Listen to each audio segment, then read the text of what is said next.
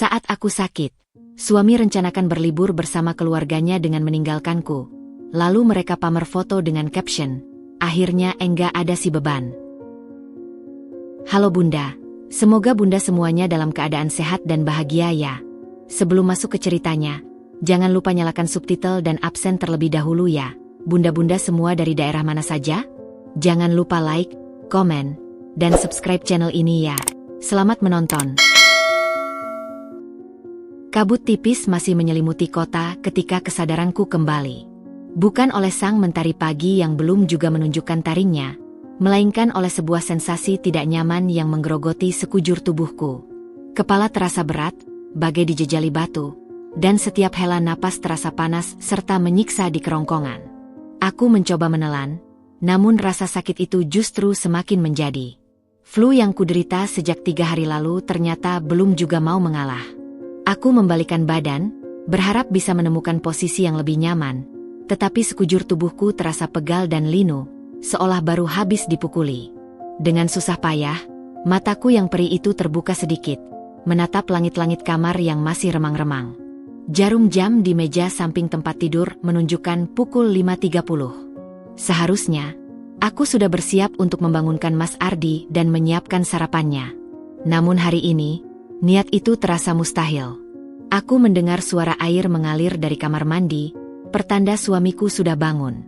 Suara itu seperti palu godam yang memukul kepalaku yang sudah pusing. Tak lama kemudian, pintu kamar terbuka. Mas Ardi sudah berdiri di sana, rapi dengan kemeja putih dan dasinya. Wangi aftershave kesukaannya menyegarkan udara pengap di kamar.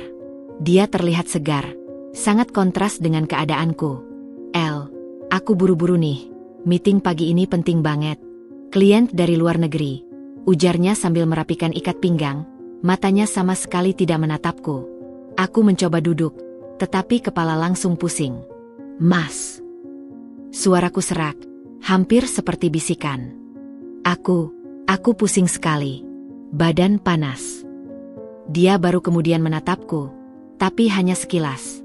Tangannya meraih dasi di lemari. "Ya diminum obat aja. Kan kemarin sudah beli. Aku harus segera, nanti macet lagi." "Tapi, Mas, bisa tidak tolong buatkan teh hangat dulu? Atau setidaknya ambilkan air putih?" pintaku, berusaha agar suaraku tidak terdengar seperti merengek. Ardi menghela napas pendek, ekspresi wajahnya menunjukkan ia sedikit terganggu. "El, lihat jam dong. Aku sudah terlambat. Air ia tinggal ambil sendiri di dapur. Kan gak jauh." Dia mendekat, mencium keningku dengan cepat, seperti sebuah kewajiban yang harus diselesaikan. "Nanti istirahat saja ya. Jangan lupa minum obat." Sebelum aku sempat membuka mulut lagi, dia sudah berbalik dan berjalan menuju pintu. "Aku pamit, ya."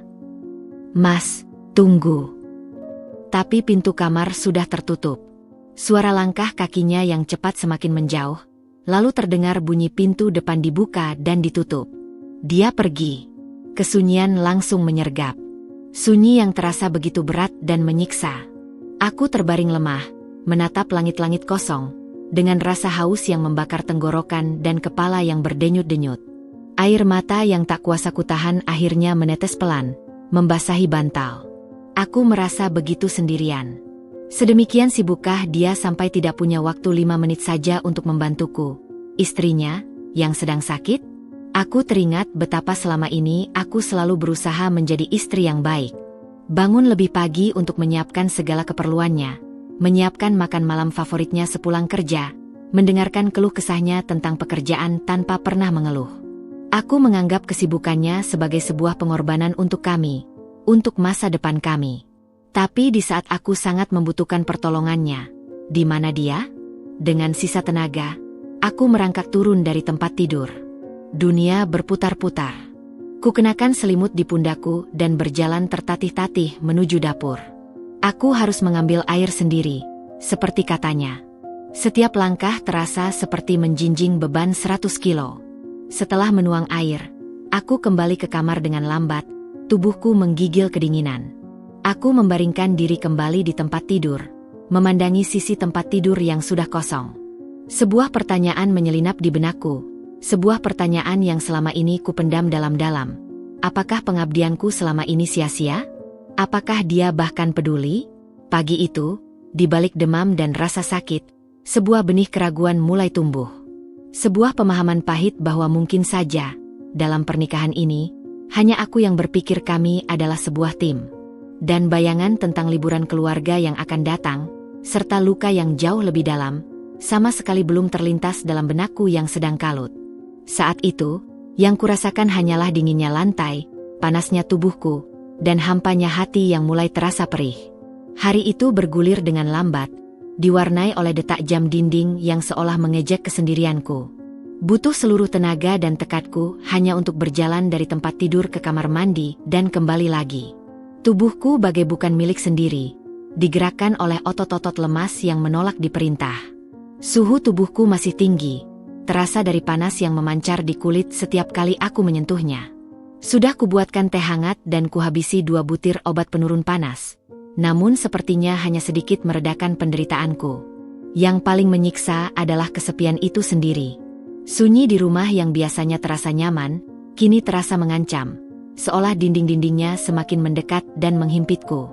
Aku mencoba menghibur diri dengan menonton serial favorit di laptop, tetapi konsentrasiku buyar hanya dalam hitungan menit. Pikiranku melayang kepada Mas Ardi. Apakah meetingnya berjalan lancar? Apakah dia ingat untuk makan siang?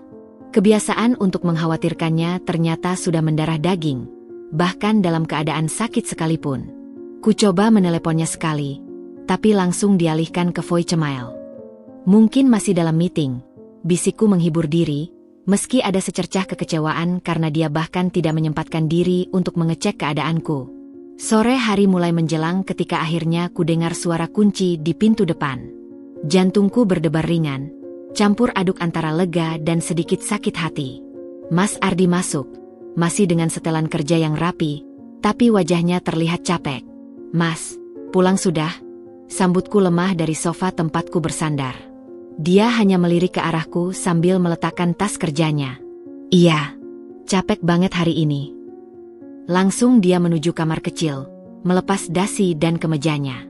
Aku berharap dia akan mendekat, menanyakan keadaanku, atau setidaknya menempelkan tangannya yang dingin di dahiku yang panas.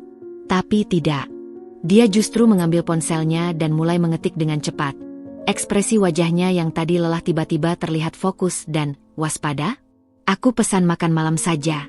"Ya, lapar," ujarnya tanpa menatapku. "Kamu mau apa?" "Bubur ayam saja, Mas." "Aku masih mual," jawabku. Dia mengangguk singkat, jempolnya masih tidak berhenti menari di atas layar ponsel. Ada yang aneh.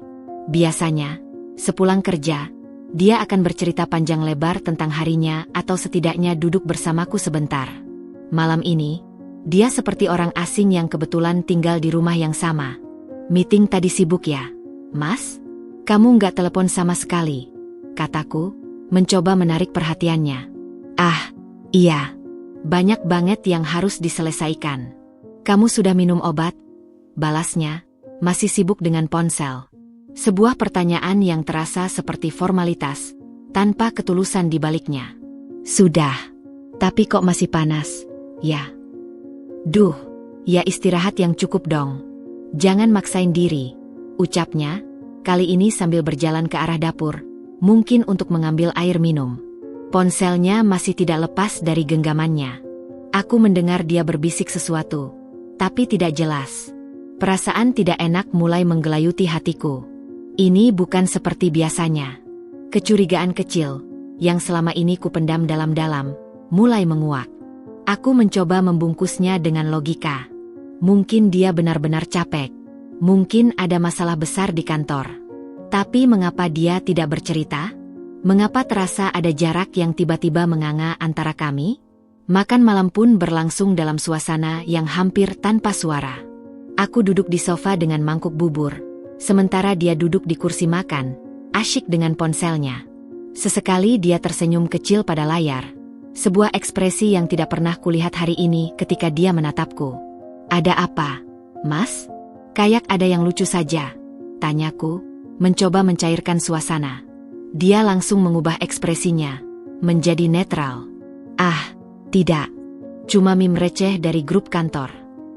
Tapi matanya tidak bohong. Ada semacam kegembiraan dan antisipasi di sana. Sesuatu yang lebih dari sekadar meme receh. Grup kantor yang mana? Yang kemarin ada cerita lucu soal bos Anton itu. Usikku, berusaha terlibat. Bukan. Yang lain. Sudah, makan saja dulu. Nanti juga beres sendiri. Potongnya agak cepat. Hampir seperti tidak ingin didalami. Hatiku tersentak. Nanti juga beres sendiri. Kata-kata itu terasa begitu menusuk. Aku sedang sakit, dan dia berkata seperti itu. Aku mengangguk pelan, menunduk ke mangkuk buburku yang tiba-tiba terasa hambar. Air matanya mengambang, tapi kutetaskan dengan sekuat tenaga. Tidak di depannya. Tidak sekarang. Aku tidak tahu bahwa di balik layar ponselnya yang kecil itu, sebuah grup chat beranggotakan dia, ibunya, ayahnya, Sari, dan Rizal sedang ramai-ramainya. Mereka bukan sedang membicarakan meme. Mereka sedang merencanakan liburan spontan ke Bali akhir pekan ini. Sebuah rencana yang dengan sengaja tidak melibatkanku.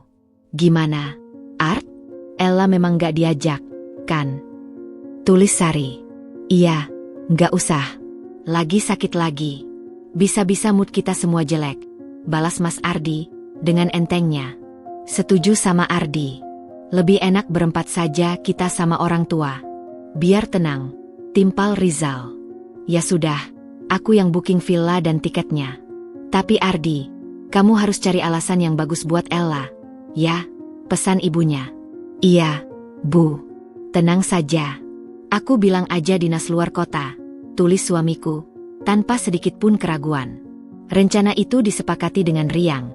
Sementara aku di ruang tengah, sama sekali tidak tahu bahwa aku telah menjadi orang buangan dalam keluarga sendiri. Aku hanya merasakan dingin yang semakin menjadi, bukan hanya dari demamku, tetapi dari jarak yang diciptakan oleh suamiku sendiri, satu pesan rahasia pada satu waktu. Malam itu, aku tidur di sofa karena terlalu lemas untuk pindah ke kamar. Mas Ardi tidak memedulikannya, karena pikirannya sudah melayang ke pantai Bali, jauh dari istri sakitnya yang merepotkan. Pagi itu, meskipun tubuhku masih terasa berat dan tenggorokanku perih, aku memaksakan diri untuk bangun lebih awal. Ada sebuah harapan kecil dan bodoh di dalam hatiku bahwa mungkin saja hari ini akan berbeda. Mungkin setelah tidur semalam, Mas Ardi akan menyadari keadaanku dan menunjukkan sedikit lebih perhatian. Aku merangkak keluar dari kamar tidur, berpegangan pada dinding untuk menyeimbangkan tubuhku yang limbung, dan berhasil mencapai dapur. Dengan sisa tenaga, kubuatkan secangkir kopi hangat untuknya, seperti yang selalu kulakukan setiap pagi. Aroma kopi biasanya menenangkan, tapi pagi ini baunya justru membuat perutku mual. Ketika aku mendengar langkah kakinya mendekat, kuusahakan senyum terbaik yang bisa kuberikan. Mas, kopinya sudah siap, kataku. Suaraku masih serak. Dia masuk ke dapur, terlihat segar dan bersemangat. Matanya langsung tertuju pada kopi, lalu pada jam tangannya. Ah, kamu sudah bangun. Aku buru-buru nih, El. Dia meneguk kopinya dengan cepat, hampir tanpa menikmati. Lalu, yang membuat hatiku semakin tenggelam, dia mengeluarkan koper kecil dari bawah tangga, yang sepertinya sudah dia siapkan sejak semalam. Koper? Mas mau kemana? Tanyaku, rasa cemas mulai menyelimuti. Ardi mengambil napas dalam-dalam, menghindari kontak mataku. Dia membetulkan dasinya di depan kaca dinding. Iya, ini, ada dinas mendadak. Harus ke Surabaya. Mungkin 2 hari. Dinas? 2 hari? Kata-kata itu seperti pukulan telak di ulu hatiku. Aku berdiri terpaku, mencoba mencerna informasi itu. Aku sedang sakit, dan dia akan pergi selama 2 hari?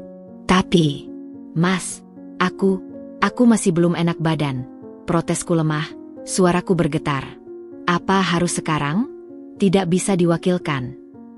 Dia akhirnya menatapku, tapi ekspresinya bukanlah belas kasihan, melainkan kejengkelan yang tersamar. El, jangan dramatis. Ini urusan kerjaan. Aku nggak mungkin nolak. Kamu kan sudah besar, bisa urus diri sendiri. Dramatis, gumamku dalam hati. Apakah meminta perhatian suami saat sakit disebut dramatis?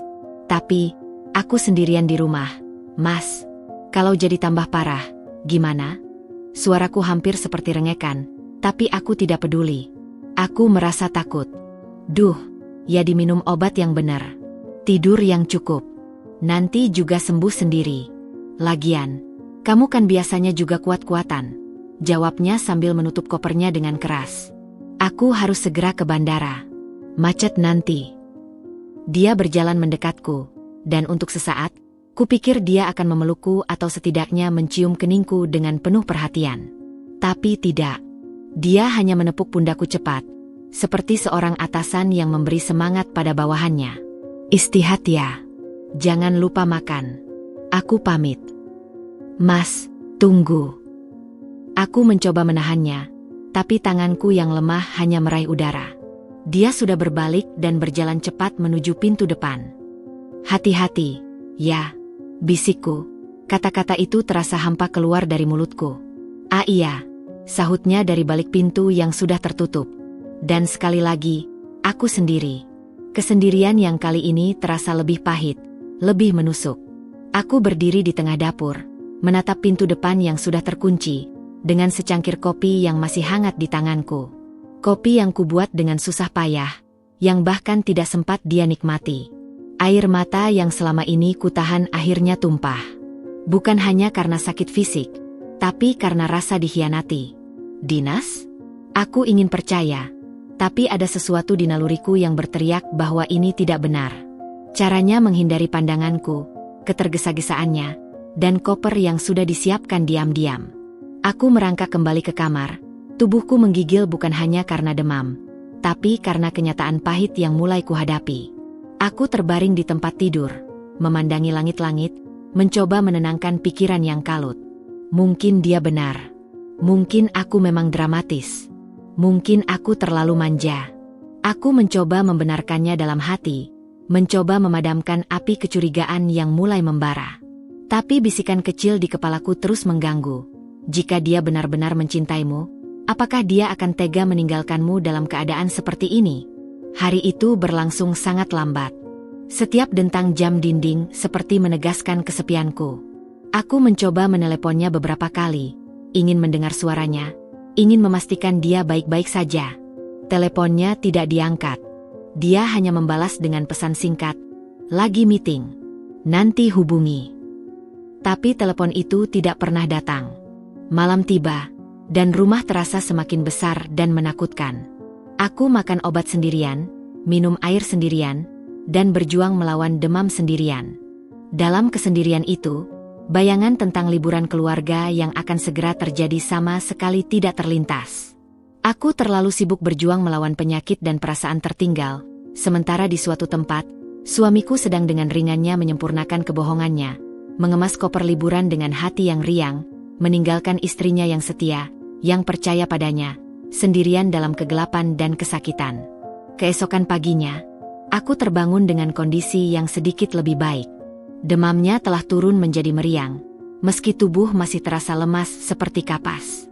Kesendirian selama 24 jam terakhir telah membentuk sebuah kebiasaan baru, ketenangan yang dipaksakan. Aku sudah menerima keadaan bahwa aku harus menjalani ini sendiri. Setelah minum obat dan menelan beberapa suap bubur yang kubeli online, rasa bosan mulai menyergap. Rumah yang sunyi semakin menekan jiwa. Dengan tubuh yang masih lemah, aku meraih ponsel dari atas meja samping tempat tidur. Mungkin melihat-lihat media sosial bisa sedikit mengalihkan pikiranku dari ketidaknyamanan ini. Aku membuka aplikasi itu, dan timelineku dipenuhi dengan hal-hal biasa. Update dari teman-teman lama, meme, berita-berita yang tidak penting. Jempolku bergerak secara refleks, menggulir layar tanpa antusiasme. Lalu, tiba-tiba, sekumpulan foto yang diunggah oleh Sari, adik iparku, menyita seluruh perhatianku. Aku berhenti menggulir. Foto pertama, Sari dan Mas Ardi, mengenakan kacamata hitam dan topi pantai, tersenyum lebar dengan gelas berisi minuman warna-warni di tangan. Latar belakangnya adalah kolam renang infinity dengan pemandangan laut biru yang memesona. Touchdown Bali. Langsung cus healing di villa. Pantai dengan payung 2 family time. Jantungku berdetak sedikit lebih kencang. Bali? Tapi, bukannya Ardi dinas ke Surabaya? Dengan jari yang mulai gemetar, aku menggulir ke foto berikutnya. Foto grup, Ardi, kedua mertuaku, Sari, dan Rizal, semuanya ada di sana. Mereka duduk di restoran mewah dengan hidangan laut yang menggiurkan di atas meja. Ardi terlihat sedang mengangkat gelasnya, tersenyum bahagia. Senyuman yang belum pernah kulihat darinya sejak aku sakit. Makan malam spesial di Jimbaran. Senengnya bisa kumpul semua. Udang hati merah 2 seafood feast. Semua? Bisikku sendiri, suaraku parau. Aku tidak ada di sana. Aku terbaring sakit di rumah. Tapi dia bilang, dinas. Nafasku mulai tersengal-sengal. Sebuah rasa panik yang dingin menjalar di seluruh tubuhku. Aku terus menggulir, seperti seorang masokis yang tidak bisa berhenti menyakiti diri sendiri. Foto ketiga, mereka semua di pantai, mengenakan sarung pantai yang cerah. Foto yang paling menyakitkan. Sebuah foto lompatan bersama di atas pasir putih dengan latar senja yang memukau. Wajah-wajah mereka penuh dengan tawa yang lepas, bebas, dan bahagia. Sangat bahagia. Dan kemudian, mataku tertuju pada captionnya. Kata-kata yang tertulis di sana seolah membekukan darah di pembuluhku. Akhirnya enggak ada si beban. Liburan jadi tenang dan happy banget. Tangan memberi tanda damai PHC2, wajah tersenyum dengan mulut terbuka dan mata menyipit, finally free, best family trip ever. Si beban. Dunia di sekelilingku seolah berhenti berputar. Hanya ada aku dan kata-kata itu di layar ponsel. Huruf-hurufnya membesar, menari-nari di depan mataku, mengejek, menusuk-nusuk jiwa yang sudah rapuh. Beban. Aku mengucapkan kata itu keras-keras, seolah tidak percaya. Suaraku pecah, bergetar. Aku, beban. Air mata yang selama 2 hari ini kutahan dengan susah payah, akhirnya meledak. Tidak lagi menetes, tapi mengalir deras, membasahi pipiku, leherku, dan baju tidurku. Tubuhku menggigil hebat, bukan karena demam, tapi karena rasa sakit yang jauh lebih dalam, lebih tajam dari flu manapun. Rasa dikhianati, rasa dihina, rasa tidak diinginkan. Dia tidak sedang dinas. Dia sedang berlibur bersama keluarganya. Dan mereka semua bersenang-senang, merasa lega, dan akhirnya tenang, karena aku, istrinya, tidak ada di sana. Aku adalah si beban yang merusak kebahagiaan mereka. Dengan tangan yang gemetar tak terkendali, aku menekan nomor Ardi. Ponsel itu berdering, sekali, 2 kali, lalu masuk voicemail. Aku mencoba lagi. Hasilnya sama. Dia mematikan teleponnya. Dia sedang asyik berlibur dan tidak ingin diganggu oleh si beban. Kemarahan, rasa malu, dan luka bercampur aduk menjadi sebuah badai emosi di dalam diriku. Aku melemparkan ponselku ke bantal, tidak tahan lagi melihat gambar kebahagiaan mereka yang sekarang terasa seperti penyiksaan. Aku menarik selimut dan menyembunyikan wajahku, berharap semua ini hanya mimpi buruk. Tapi tangisku yang terisak-isak adalah bukti yang nyata. Ini benar-benar terjadi. Suamiku, orang yang kupercayai, telah membohongiku dengan keji. Dia meninggalkanku yang sakit, untuk pergi bersenang-senang, dan membiarkan adiknya mengecapku sebagai beban di depan umum. Dan yang paling menyakitkan, dalam foto-foto itu, dia terlihat begitu bahagia. Bahagia tanpaku. Pagi yang tadinya terasa sedikit lebih cerah, sekarang gelap gulita. Lukanya bukan lagi fisik. Ini lebih dalam. Ini mengenai harga diri, mengenai pengkhianatan, mengenai runtuhnya sebuah kepercayaan yang selama ini kupelihara. Aku terbaring di tempat tidur, hancur, sementara di layar ponsel yang sudah gelap, bayangan senyum bahagia suamiku dan keluarganya masih terpatri di benakku, bersama dengan kata-kata yang akan selamanya mengubah hidup pernikahanku. Akhirnya enggak ada si beban. Ruangan di sekelilingku terasa menyempit, seolah dinding-dinding itu bernapas dan perlahan-lahan menghimpitku. Tangisku yang pecah tadi telah berubah menjadi isakan yang dalam dan menyakitkan di dada. Setiap tarikan napas terasa seperti mengiris paru-paruku. Si beban. Gelombang rasa malu, kemarahan, dan pengkhianatan itu datang silih berganti, menghancurkan pertahanan terakhirku. Aku tidak bisa tinggal diam. Aku tidak bisa hanya menangis. Aku butuh jawaban. Aku butuh konfirmasi atas kekejian yang sedang kualami ini. Dengan tangan yang masih gemetar hebat, aku meraih ponselku lagi. Layarnya basah oleh air mataku. Aku menekan nomor Ardi lagi, dan lagi, dan lagi. Hasilnya sama, dialihkan ke voicemail. Aku hampir saja melemparkan ponsel itu ke dinding dalam frustrasi. Tapi kemudian, sebuah ide muncul. Aku mencari nomor Sari di kontak dan menekan tombol panggilan. Setidaknya, dia yang akan menjawab. Dering telepon terdengar. Sekali, dua kali, lalu tersambung. Suara riang Sari langsung memenuhi telingaku, diikuti oleh suara ombak dan tawa di latar belakang. "Wow, Ella, apa kabar?" Sapanya, begitu cerah, begitu tanpa beban. "Sasari," suaraku serak, berusaha keras untuk tidak menangis. "Aku lihat foto-fotonya. Kalian di Bali." Iya. Kamu lihat ya? Asyik kan villanya? Wah, ini liburan yang benar-benar nedet. Banget. Capek-capeknya hilang dalam sekejap. Jawabnya dengan antusias. Sama sekali tidak menangkap getar di suaraku. "Tapi, Mas Ardi bilang dia dinas ke Surabaya." Ucapku, mencoba menahan gejolak di dadaku. "Oh, itu." Sari terdengar sedikit ragu, lalu tertawa kecil. "Iya, deh. Jujur aja, itu rencana dadakan, El. Mas Ardi bilang kamu lagi gak enak badan. Jadi kita putusin untuk pergi berempat aja sama orang tua. Biar kamu bisa istirahat dengan tenang di rumah." "Biar aku bisa istirahat dengan tenang." Ulangku, tidak percaya dengan logika yang dipaksakan itu. Tapi, Mas Ardi tidak bilang apa-apa padaku. Tidak sepatah kata pun. Duh, ya mungkin dia gak mau ganggu istirahat kamu. Lagian, kan kamu lagi sakit, pasti gak bisa nikmatin liburan. Daripada ikutan tapi cuma merintih dan merusak mood semua orang, mending di rumah aja, ya kan? Lebih baik buat semua pihak, katanya, seolah sedang menjelaskan sesuatu yang sangat masuk akal kepada seorang anak kecil. Merusak mood, kata-kata itu menghunjam seperti pisau. Jadi, itulah alasannya. Aku adalah perusak mood. Dan, captionnya, "Sar? Si beban?" Itu maksudnya, aku. Suaraku hampir tidak keluar, penuh dengan rasa sakit. Sari tertawa terbahak-bahak. Suaranya nyaring menusuk telingaku. "Ah, Ella, jangan diambil hati dong. Itu cuma candaan. Bebanan kita kan lagi banyak, kerjaan numpuk. Terus kamu lagi sakit jadi nambah beban pikiran aja. Bukan beneran kamu beban.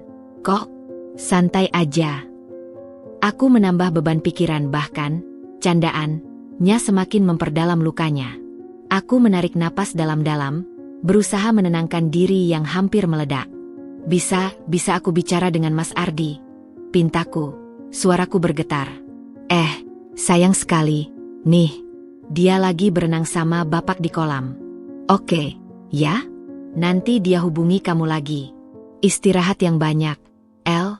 Bye." Dan sebelum aku sempat berkata apapun, telepon sudah ditutup.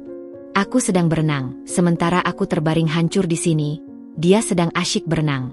Badai emosi yang selama ini kutahan akhirnya meledak. Aku tidak bisa lagi menahan amarah dan rasa sakit itu. Aku menekan nomor Ardi lagi, dan kali ini, setelah beberapa kali berdering, dia mengangkat. "El? Ada apa?" "Aku lagi sibuk nih." Suaranya terdengar riang, sedikit ngos-ngosan, sepertinya benar baru saja berenang. "Mas, kamu di mana?" tanyaku, suaraku datar, menahan semua getaran emosi. "Di hotel." "Kenapa?" jawabnya, masih dengan nada biasa. "Hotel di mana, Mas?" "Surabaya?" desakku, suaraku mulai meninggi. Dia terdiam sejenak. "Iya." "Kenapa sih, El? Kamu baik-baik saja?" "Jangan bohong lagi, Ardi. Aku lihat fotomu dengan keluargamu di Bali. Kamu tidak dinas. Kamu liburan. Kamu meninggalkan aku yang sakit sendirian di rumah." Teriakku, tidak lagi bisa menahan tangis yang menyertai kata-kata itu.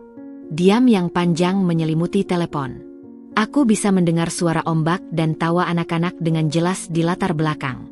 Suara kebahagiaan yang sangat kontras dengan kesedihanku. "El, kamu lihat, ya?"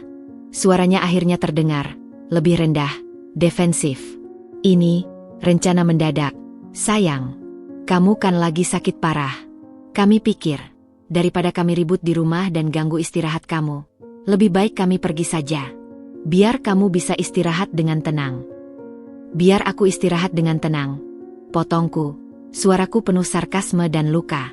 Dan kalian pikir meninggalkanku sendirian, membohongiku, dan membiarkan adikmu mengecapku sebagai beban di media sosial adalah cara untuk membuatku tenang. Ella, jangan dramatis seperti itu. Itu hanya candaan Sari. Dia memang sukanya berlebihan. Aku sudah bilang padanya untuk hapus caption itu. Balasnya, suaranya mulai kesal, seolah akulah yang tidak waras. Ini bukan candaan, Ardi. Ini menyakitkan. Aku istrimu. Ketika aku sakit, seharusnya kamu ada di sampingku, bukan merencanakan liburan diam-diam dan membiarkan keluargamu menghinaku. Kamu tidak peduli sama sekali, ya? Tangisku tak terbendung lagi.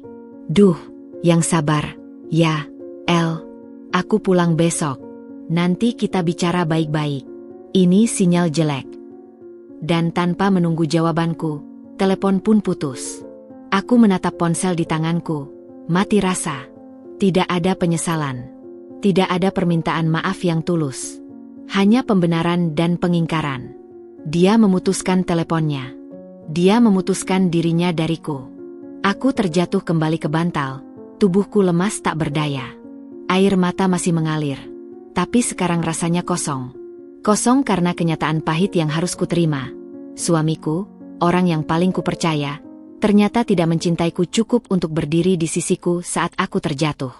Malah, dia bersama orang-orang yang dengan senang hati menginjak-injakku. Dan yang terburuk, dia membiarkannya terjadi. Percakapan itu bukanlah pengakuan. Itu adalah paku terakhir di peti mati pernikahan kami. Malam itu adalah malam terpanjang dalam hidupku. Kegelapan di kamar terasa hidup, menyelimuti tubuhku yang menggigil meski tanpa demam.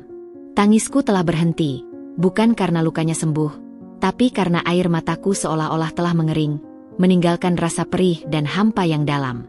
Aku terbaring telentang, menatap langit-langit kamar yang gelap, sementara pikiran dan perasaanku berputar-putar dalam pusaran rasa sakit yang tak berujung. Setiap kali aku memejamkan mata, yang terlihat adalah foto itu. Senyum lebar Mas Ardi, tawa Sari yang riang, dan kata-kata, si beban, yang berkedip-kedip seperti neon sign di kepalaku. Setiap tawa mereka dalam ingatanku terasa seperti siksaan. Setiap senyuman adalah pengkhianatan. Aku menarik selimut hingga menutupi kepalaku, berusaha melarikan diri, tetapi bayangan-bayangan itu terus mengejar, lebih nyata dari kegelapan di sekitarku. Beban. Kata itu menggelinding di pikiranku, menusuk-nusuk. Apakah selama ini itu yang mereka pikirkan? Setiap kali aku hadir dalam acara keluarga, setiap kali aku mencoba membantu, setiap kali aku tersenyum dan bersikap ramah, apakah di balik itu semua, mereka hanya melihat seorang beban?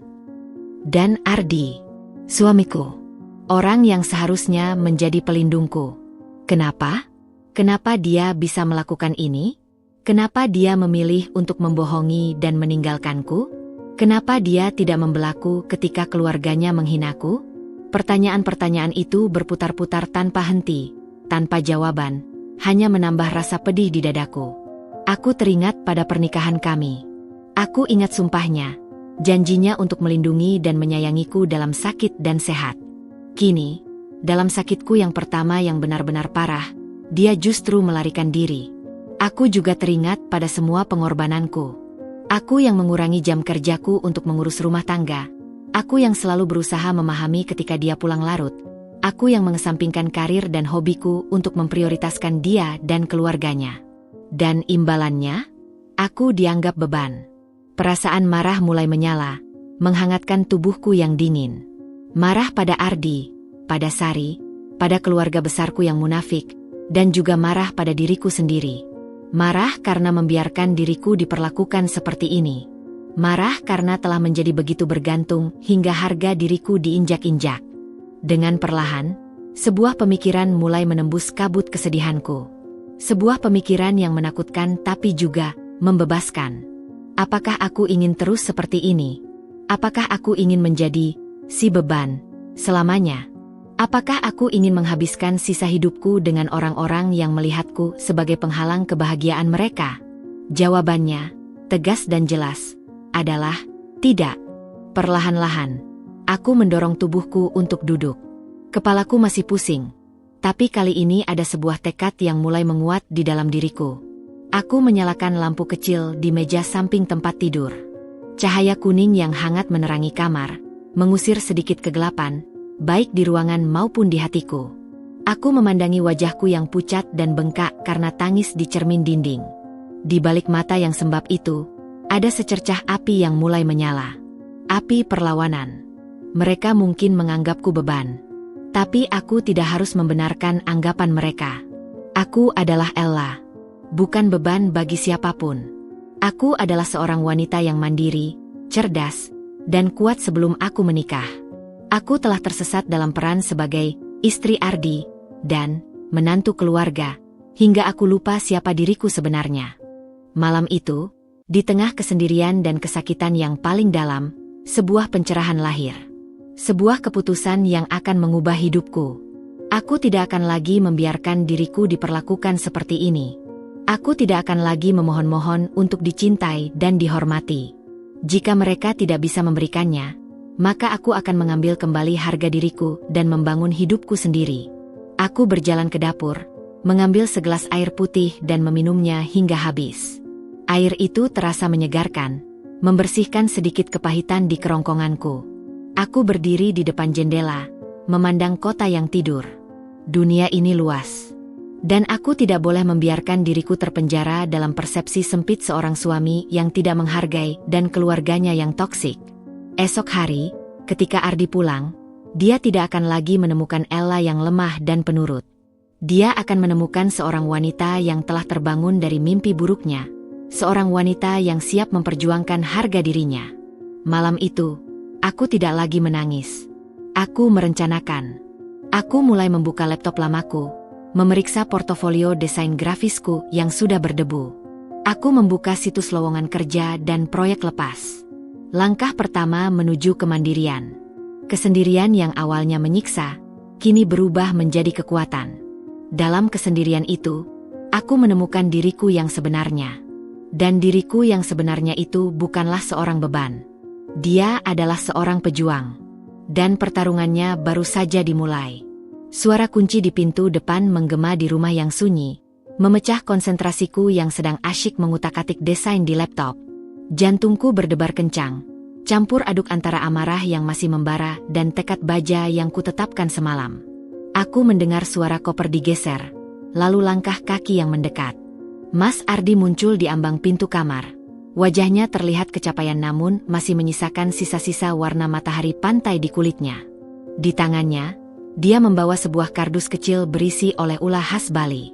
"El, aku pulang," ucapnya, mencoba tersenyum, namun senyum itu terasa kaku dan dipaksakan. Aku tidak segera menatapnya. Jari jemariku masih menari di atas keyboard, menyelesaikan sebuah elemen desain. Suara klik-klik mouse memenuhi kesunyian yang tiba-tiba menjadi tegang. Setelah beberapa detik yang terasa lama, barulah aku mengangkat kepalaku. Wajahku tenang, dingin, seperti danau yang membeku. "Pulang dari mana, Mas?" tanyaku, suaraku datar, tanpa emosi. "Dinas di Surabaya atau liburan di Bali?" Wajah Ardi berubah. Senyum palsunya menghilang, digantikan oleh ekspresi bersalah yang dicampur kejengkelan. Dia meletakkan kardus oleh-oleh itu di atas lemari. "Ella, jangan mulai lagi. Aku sudah capek dari perjalanan." "Aku juga capek, Mas," balasku, menutup laptop dengan perlahan. "Aku capek dibohongi. Aku capek ditinggal sendirian. Dan aku sangat capek disebut sebagai beban oleh keluargamu." Dia mendesah panjang, menarik napas dalam-dalam seolah sedang menahan kesabaran. "Aku sudah minta maaf lewat telepon. Dan ini, aku bawakan oleh-oleh untukmu. Coba lihat, ini kain batik khas Bali yang cantik." Dia mengambil sebuah bungkusan dari dalam kardus dan mengulurkannya kepadaku. Aku tidak menyentuhnya. Aku hanya memandang bungkusan itu, lalu menatapnya langsung ke matanya. "Apa maaf dan sepotong kain bisa menghapus rasa sakit karena dibohongi dan dihina, Mas?" Apa harganya segitu murahnya harga diriku di matamu? Ella, jangan berlebihan. Aku kan sudah bilang, itu candaan Sari. Dia sudah menghapus caption itu. Sudah selesai urusannya. Suaranya mulai meninggi, wajahnya memerah. Aku berdiri dari kursiku. Tubuhku masih agak lemah, tapi tekadku membuatku berdiri tegak.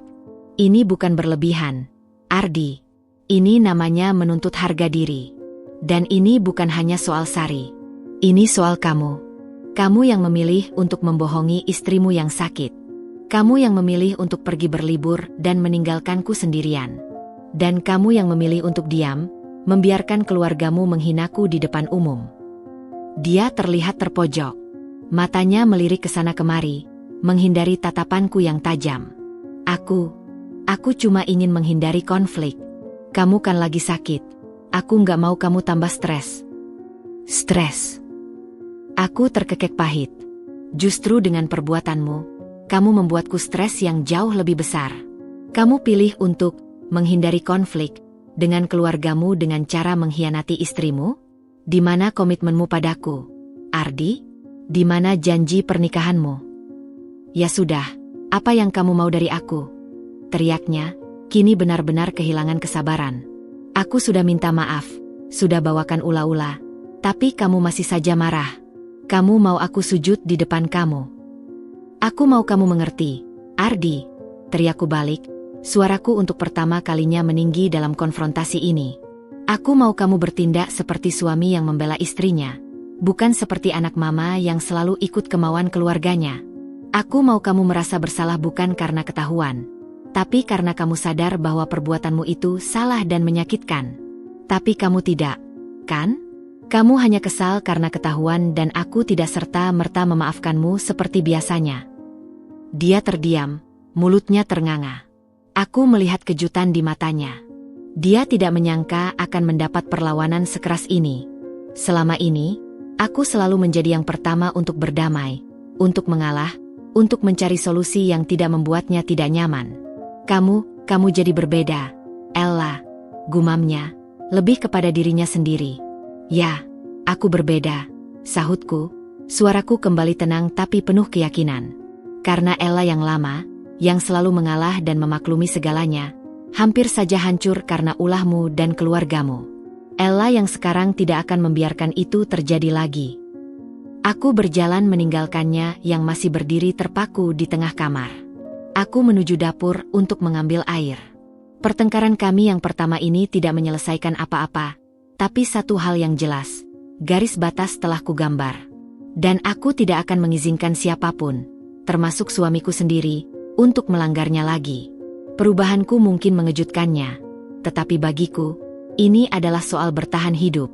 Soal menyelamatkan sisa-sisa harga diriku yang sempat tercabik-cabik oleh orang-orang yang seharusnya menyayangiku. Ketegangan yang menggantung sejak kepulangan Ardi dari Bali akhirnya mencapai titik puncaknya. Udara di rumah terasa begitu padat dan berat, seolah setiap partikelnya dipenuhi dengan amarah dan kekecewaan yang tak terucapkan. Aku sengaja menghabiskan hari itu di kamar kecil yang kujadikan workspace sementara, fokus pada proyek desain baruku. Setiap kali Ardi lewat, aku merasakan pandangannya yang menusuk, penuh dengan rasa tidak suka dan kebingungan atas sikap baruku yang dingin dan tegas. Perdebatan itu pecah setelah makan malam yang berlangsung dalam keheningan yang mencekik. Aku sedang mencuci piring di wastafel ketika Ardi mendekat, berdiri di belakangku dengan postur tubuh yang kaku. Jadi berapa lama lagi kamu akan mendiamkanku seperti ini, El? Tanyanya, suaranya datar namun terdengar getir. Aku tidak berbalik, tanganku terus menggosok piring. Aku tidak mendiamkanmu, Ardi. Aku hanya tidak punya sesuatu yang ingin kubicarakan denganmu saat ini. Itu sama saja. Kamu memperlakukanku seperti aku tidak ada. Seperti aku adalah hantu di rumah sendiri. Suaranya mulai meninggi. Akhirnya aku menoleh, mematikan air, dan menghadapnya. Oh, jadi sekarang kamu yang merasa tidak dianggap? Coba rasakan bagaimana rasanya ketika suamimu sendiri memperlakukan istrinya seperti beban dan meninggalkannya dalam keadaan sakit. Kita sudah membahas itu. Aku sudah minta maaf. Apa lagi yang kamu inginkan? Harus bagaimana lagi caranya? Teriaknya, Kedua tangannya terangkat dalam frustrasi. Aku ingin kamu mengerti, Ardi, teriakku balik, melepaskan semua emosi yang kusimpan. Aku ingin kamu benar-benar merasakan betapa sakitnya hatiku. Bukan hanya sekadar mengucapkan, maaf, karena itu adalah kata yang diharapkan. Aku ingin kamu bertindak seperti suami yang membela istrinya, bukan seperti anak mama yang selalu ikut kemauan keluarganya. Wajahnya memerah, tersulut oleh sebutan, anak mama. Jangan sebut aku anak mama. Kamu pikir mudah bagiku terjebak di antara kamu dan keluargaku? Terjebak. Aku menatapnya tak percaya. Kamu tidak terjebak, Ardi. Kamu membuat pilihan. Dan pilihanmu adalah membohongi dan meninggalkan istrimu. Kamu memilih untuk pergi bersenang-senang sementara aku terbaring sakit di sini. Kamu memilih untuk membiarkan adikmu menghinaku. Itu adalah pilihan-pilihan yang sangat sadar yang kamu buat. Kamu pikir aku bersenang-senang? Setiap hari di Bali, ibu terus bertanya kenapa kamu tidak ikut. Kenapa kamu harus sakit di saat yang tidak tepat? Aku juga merasa tertekan di sana. Balasnya, mencoba memainkan kartu korban. Aku terkekek, rasa muak mendadak memenuhi dadaku. Jadi, sekarang kamu yang jadi korban? Kamu yang tertekan karena harus menjawab pertanyaan ibumu? Sedangkan aku, yang ditinggal, dibohongi, dan dihina, harusnya berbelas kasihan padamu? Astaga, Ardi, kamu tidak bisa membuatku lebih jijik dari ini. Dia melangkah mendekat, wajahnya penuh amarah. Kamu jijik padaku? Setelah semua yang telah kulakukan untukmu? Setelah aku memberimu hidup yang nyaman, rumah yang bagus. Aku tidak pernah meminta itu. Teriakku, suaraku nyaris pecah. Yang kuminta adalah seorang suami yang menghormati dan menyayangiku. Yang berdiri di sampingku dalam susah dan senang. Bukan seorang penyedia materi yang memperlakukan istrinya seperti properti yang bisa ditinggalkan ketika sedang tidak berguna. Jadi sekarang aku hanya penyedia materi bagimu? Itukah yang kamu pikirkan selama ini? Hardiknya, matanya menyala-nyala. Tidak. Tapi itulah yang kamu kurangi dirimu menjadi. Ardi, kamu pikir uang dan barang bisa menggantikan kepercayaan dan rasa hormat? Kamu pikir ula-ula dan permintaan maaf setengah hati bisa memperbaiki luka di hatiku? Kami berdiri berhadapan. Napas kami sama-sama tersengal-sengal, dada naik turun oleh emosi yang meluap. Ruang keluarga yang biasanya hangat, kini terasa seperti medan perang. Kamu menjadi sangat tidak rasional. Ella. Aku tidak mengenalimu lagi, ujarnya akhirnya, suaranya rendah dan penuh keputusasaan palsu. Bagus, jawabku, suaraku tiba-tiba tenang, dingin. Karena aku juga tidak mengenali pria yang berdiri di depanku sekarang. Pria yang kukenal dulu tidak akan pernah tega menyakitiku seperti ini. Dia menggeleng-gelangkan kepalanya, lalu berbalik dan mengambil kunci mobil dari meja. Aku tidak bisa tinggal di sini. Aku perlu udara. Aku tidak menahanmu, ucapku, berbalik dan kembali menghadap wastafel, mengambil piring berikutnya. Pergilah. Seperti yang selalu kamu lakukan ketika keadaan menjadi sulit. Dia pergi dengan membanting pintu depan. Bunyinya menggema di seluruh rumah.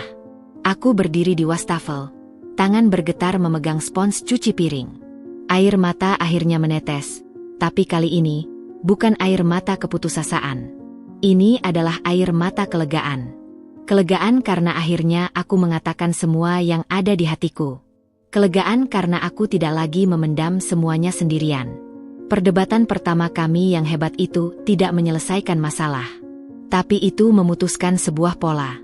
Pola di mana aku selalu mengalah. Malam itu, meskipun hatiku berdarah, aku tahu sebuah bab baru telah dimulai. Sebuah bab di mana Ella yang baru, yang berani bersuara dan membela diri, akhirnya lahir dari puing-puing rasa sakitnya. Dan Ardi, untuk pertama kalinya, menyadari bahwa istrinya tidak akan lagi diam dan menerima perlakuan semena-mena. Badai telah datang, dan rumah tangga kami yang rapuh sedang diuji hingga ke fondasinya. Keesokan pagi setelah pertengkaran hebat itu, aku terbangun dengan perasaan yang aneh. Bukan lagi kesedihan yang mendalam atau amarah yang membara, melainkan sebuah ketenangan yang disertai tekad baja. Matahari pagi menyinari kamar melalui celah tirai, menerangi debu-debu yang beterbangan, metafora sempurna untuk hidupku yang perlu dibersihkan dari hal-hal usang. Ardi tidak pulang semalam. Biasanya, pikiranku akan dipenuhi kecemasan, menelusuri semua kemungkinan buruk.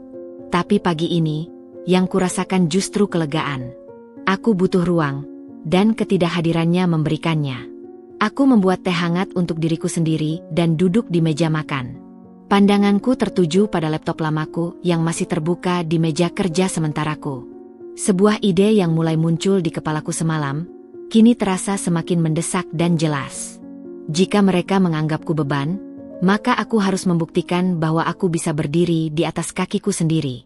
Aku tidak bisa terus bergantung secara finansial pada Ardi, karena dalam pertengkaran kami, dia dengan mudah menggunakan itu sebagai senjata. Dengan tangan yang sedikit gemetar, bukan karena ragu, tapi karena antisipasi, aku membuka laptop dan membuka folder lama berlabel Portofolio Desain. Saat gambar-gambar desainku dari beberapa tahun lalu bermunculan di layar, sebuah rasa rindu yang dalam menyergapku. Ada logo-logo yang kubuat untuk usaha kecil, layout majalah kampus, ilustrasi untuk proyek seni. Aku tersenyum kecil. Aku pandai dalam hal ini. Aku bersemangat dengan hal ini.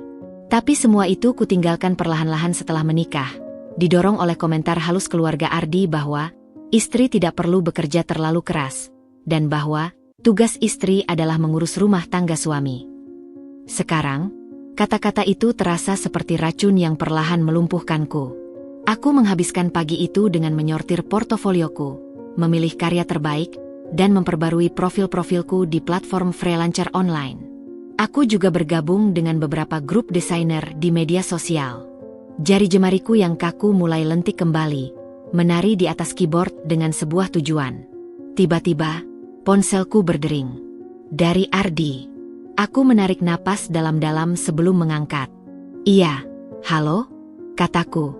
Suaraku sengaja kubuat netral. Aku di kantor. Maafin aku semalam. Suaranya terdengar lesu, mungkin juga mabuk. Aku nginep di hotel dekat kantor.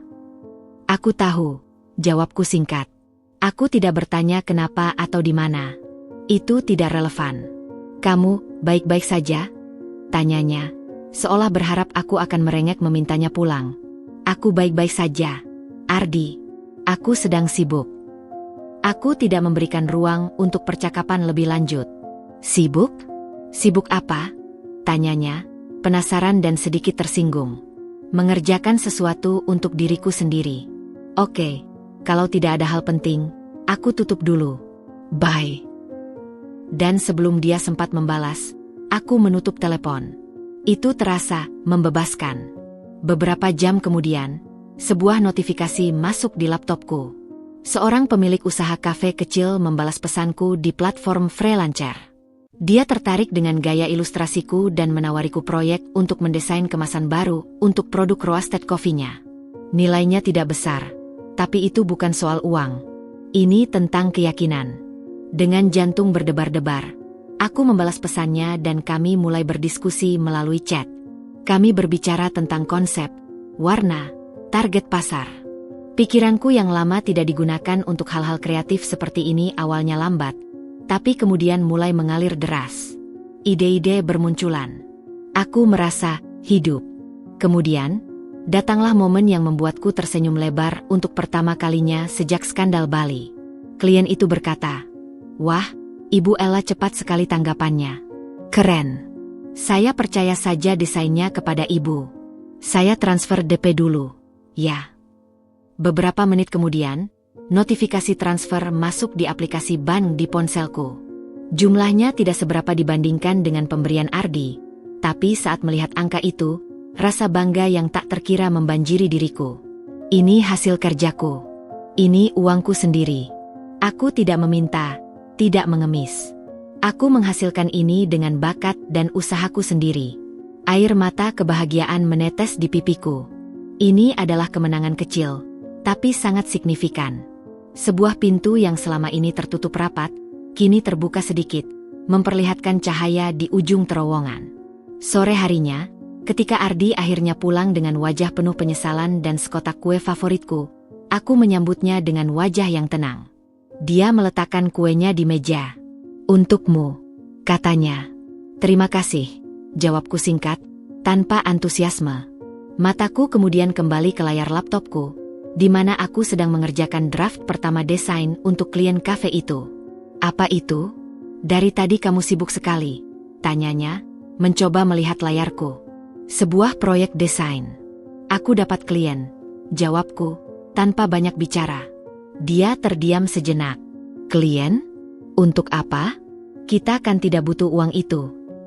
Aku akhirnya menatapnya. "Aku yang butuh, Ardi. Aku butuh untuk merasa berguna. Aku butuh untuk mengingat bahwa aku punya kemampuan di luar menjadi istrimu. Ini untukku." Dia tampak kehilangan kata-kata. Dia mungkin mengira bahwa hadiah dan permintaan maaf akan membuatku kembali seperti dulu. Dia tidak menyangka bahwa aku sudah melangkah lebih jauh, membangun jalanku sendiri. Malam itu, aku tidur dengan perasaan puas. Rasa sakitnya masih ada, tapi sekarang ada sesuatu yang lain yang mengimbanginya, harapan. Aku baru saja mengambil langkah pertama menuju kemandirianku. Dan langkah pertama itu, meski kecil, terasa sangat perkasa. Aku bukan lagi Ella yang hanya menunggu pulangnya suami. Aku adalah Ella, seorang desainer grafis yang sedang membangun kembali dunianya, satu proyek pada satu waktu. Kantor Ardi selalu menjadi kebanggaannya. Sebuah gedung pencakar langit yang megah di pusat bisnis kota, di mana dia dengan percaya diri berjalan di lorong-lorongnya sebagai seorang manajer muda yang menjanjikan. Tapi pagi ini, langkahnya terasa berat saat melintasi lobi yang berlapis marmer. Rasanya setiap mata karyawan tertuju padanya, membisikkan sesuatu di balik senyum sopan mereka. Paranoia, batinnya mencoba meyakinkan diri. Tapi ada sesuatu yang berbeda. Rapat pagi dengan direktur terasa lebih menegangkan daripada biasanya. Pak Handoko, direktur utamanya, adalah seorang pria tua yang sangat menekankan integritas dan etos kerja. Biasanya, dia menyambut Ardi dengan anggukan hangat. Pagi ini, tatapannya dingin dan singkat. "Ardi, saya perlu bicara dengan Anda setelah rapat," ucap Pak Handoko singkat sebelum rapat dimulai. Kalimat itu menggantung di udara seperti sebuah ancaman. Sepanjang rapat, Ardi merasa sulit berkonsentrasi. Pikirannya melayang kepada Ella, kepada pertengkaran mereka, kepada liburan di Bali yang kini terasa seperti kesalahan terbesar dalam hidupnya. Presentasinya berantakan, dia gagal menjawab 2 pertanyaan penting dari atasan lainnya. Dia melihat beberapa koleganya bertukar pandang. Saat rapat berakhir, Ardi mengikuti Pak Handoko ke ruang kerjanya yang luas. Jantungnya berdebar kencang. "Silakan duduk, Ardi," kata Pak Handoko, suaranya datar. Dia tidak duduk di belakang mejanya, tapi di kursi di samping Ardi, sebuah tanda bahwa ini akan menjadi pembicaraan yang serius. "Ada masalah apa, Pak?" tanya Ardi, berusaha terdengar tenang. Pak Handoko meletakkan tablet di atas meja kecil di antara mereka. Di layarnya, terbuka sebuah foto. Foto Ardi dan keluarganya yang sedang tertawa lepas di pantai Bali. Foto yang sama yang dilihat Ella. "Bisa Anda jelaskan ini, Ardi?" tanya Pak Handoko. "Beberapa hari yang lalu, Anda mengajukan cuti dadakan dengan alasan keluarga sakit. Tapi saya mendapat informasi bahwa Anda sebenarnya sedang berlibur di Bali." Ardi merasa darahnya membeku. "Siapa yang?" "Tidak penting siapa," potong Pak Handoko. "Yang penting adalah kebenarannya. Apakah Anda berbohong untuk mengambil cuti, Ardi?" "Bukan seperti itu, Pak. Istri saya memang sakit. Tapi keluarga saya merencanakan liburan dadakan dan Anda memilih untuk bergabung dengan mereka, meninggalkan istri Anda yang sakit, dan berbohong kepada perusahaan," selesaikan Pak Handoko, matanya tajam. "Apakah saya salah?" Ardi menunduk, tidak bisa menjawab. Keringat dingin mulai membasahi kemejanya. "Ardi, Anda tahu betapa kami menekankan integritas di perusahaan ini. Kejujuran adalah fondasi segala hal. Apa yang Anda lakukan bukan hanya melanggar aturan, tapi merusak kepercayaan yang telah kami berikan kepada Anda." Saya sangat menyesal, Pak. Ini tidak akan terulang," gumam Ardi, suaranya hampir seperti bisikan. "Sayangnya, penyesalan saja tidak cukup," ujar Pak Handoko sambil berdiri.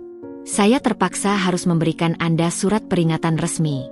Dan proyek kerjasama dengan mitra dari Singapura yang seharusnya Anda pimpin, saya serahkan kepada Bu Siska.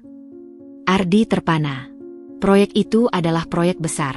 Sebuah batu loncatan untuk promosi berikutnya. Pak, tolong. Saya. Keputusan ini sudah final, Ardi, kata Pak Handoko dengan suara yang tidak terbantahkan. Pertimbangkan ini sebagai pelajaran berharga. Karir dibangun tidak hanya dengan kompetensi, tapi juga dengan karakter. Silakan kembali ke pekerjaan Anda. Dengan kaki gemetar, Ardi berdiri dan meninggalkan ruangan. Rasanya semua mata di sekelilingnya menatapnya dengan hina. Dia berjalan cepat menuju ruang kerjanya, menghindari kontak mata dengan siapapun. Begitu pintu tertutup, dia duduk di kursinya dan menyembunyikan wajah di tangannya. Rasa malu yang begitu dalam menyergapnya. Reputasinya yang selama ini dibangun dengan susah payah, ternoda hanya dalam hitungan menit. Dia membuka ponselnya dan tanpa berpikir, menelpon Ella. Dia butuh mendengar suaranya, butuh pelipur lara. Ella mengangkat pada panggilan ketiga. Iya, halo? Suaranya datar, sibuk. Suara Ardi tercekat.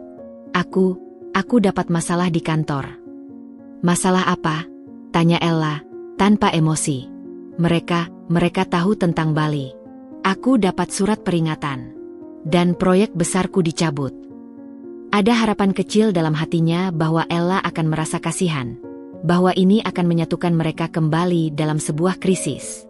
Tapi yang didengarnya justru membuatnya hancur. Kalau kamu tidak berbohong dari awal, Mas, itu semua tidak akan terjadi, jawab Ella. Tenang. Kamu membuat pilihan, dan sekarang kamu harus menghadapi konsekuensinya. Aku sedang sibuk. Bye. Tutup, telepon diputus. Ardi terduduk lemas. Ella tidak lagi berada di sisinya. Karma telah datang menghampirinya, dan dia harus menghadapinya sendirian. Ruang kerjanya yang mewah tiba-tiba terasa seperti penjara yang dingin, dan dia sadar, ini mungkin baru awal dari segala konsekuensi yang harus ditanggungnya. Hari-hari berikutnya terasa seperti berjalan di atas telur bagi Ardi. Setiap tatapan kolega, setiap bisikan di sudut lorong, seolah menyampaikan satu pesan, dia adalah seorang pembohong. Surat peringatan yang resmi itu telah mengubah segalanya. Proyek besarnya telah diberikan kepada Siska, rivalnya di kantor, dan dia bisa melihat senyum tipis di wajah Siska setiap kali mereka berpapasan. Rasa malu dan frustrasi menggerogotinya dari dalam. Tekanan dari kantor ternyata bukan satu-satunya.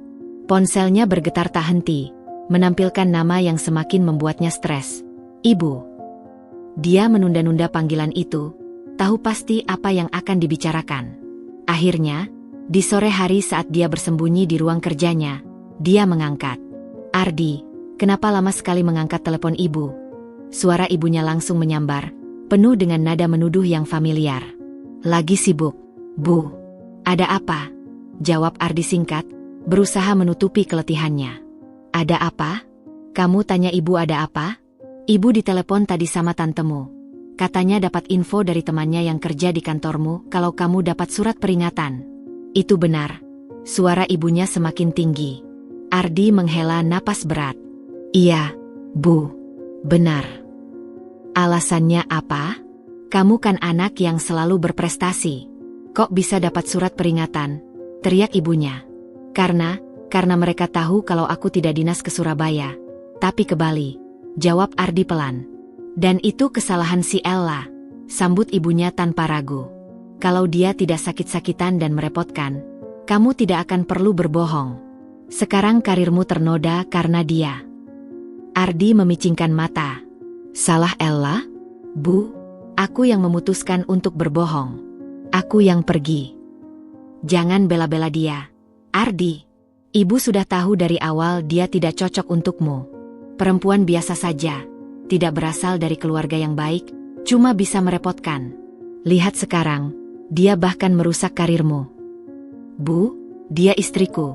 Bantah Ardi, merasa pertahanannya mulai goyah. Istri?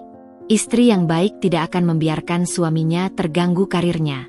Dia seharusnya mendukungmu, bukan malah membuat masalah. Kamu harus tegas terhadapnya. Ardi, Jangan biarkan dia menghancurkan hidupmu lebih jauh. Sebelum Ardi bisa membalas, ibunya sudah melanjutkan. Ibu tidak terima cucu ibu diperlakukan seperti ini. Ibu akan telepon dia. Ibu yang akan bicara baik-baik dengannya. Bu, jangan. Tapi telepon sudah ditutup. Ardi melemparkan ponselnya ke sofa dengan frustrasi. Ini semakin berantakan. Di apartemen kecilnya, aku sedang asyik menyempurnakan desain kemasan kopi ketika ponselku berdering. Aku melihat layar. Ibu mertua. Dadaku sesak. Aku tahu ini akan datang. Dengan napas dalam-dalam, kuangkat. Selamat siang, Ibu. Sapaku, berusaha sopan. Ella, Ibu tidak mau berbelit-belit. Suara ibu mertuaku tajam dan tanpa basa-basi. Apa benar kamu yang menyebabkan Ardi dapat masalah di kantor? Aku menarik napas. Saya tidak menyebabkan apa-apa, Ibu. Ardi yang memilih untuk berbohong kepada atasannya. Dia terpaksa berbohong karena kamu. Kalau kamu tidak sakit-sakitan dan merepotkan, kami tidak akan perlu merencanakan liburan tanpa kamu. Dan kamu tidak terima saja, malah membuatnya menjadi masalah besar. Kuharap ada rekaman untuk memperdengarkan kembali kalimat itu padanya. Betapa tidak logis dan egonya. Ibu, dengan segala hormat, saya yang ditinggalkan dalam keadaan sakit. Saya yang dibohongi. Dan saya yang disebut beban di media sosial oleh Sari. Saya korban di sini, bukan pelaku. Jangan main korban. Ella, kamu pikir ibu tidak tahu? Kamu yang membuat suamimu stres, yang membuatnya tidak bisa berpikir jernih. Sekarang karirnya terancam. Apakah itu yang kamu inginkan? Menghancurkan suamimu sendiri. Kemarahanku mulai mendidih, tapi ku kendalikan. Yang ingin saya hancurkan bukan Ardi, Ibu. Tapi pemikiran bahwa seorang istri boleh diperlakukan seperti sampah dan diharapkan untuk diam saja.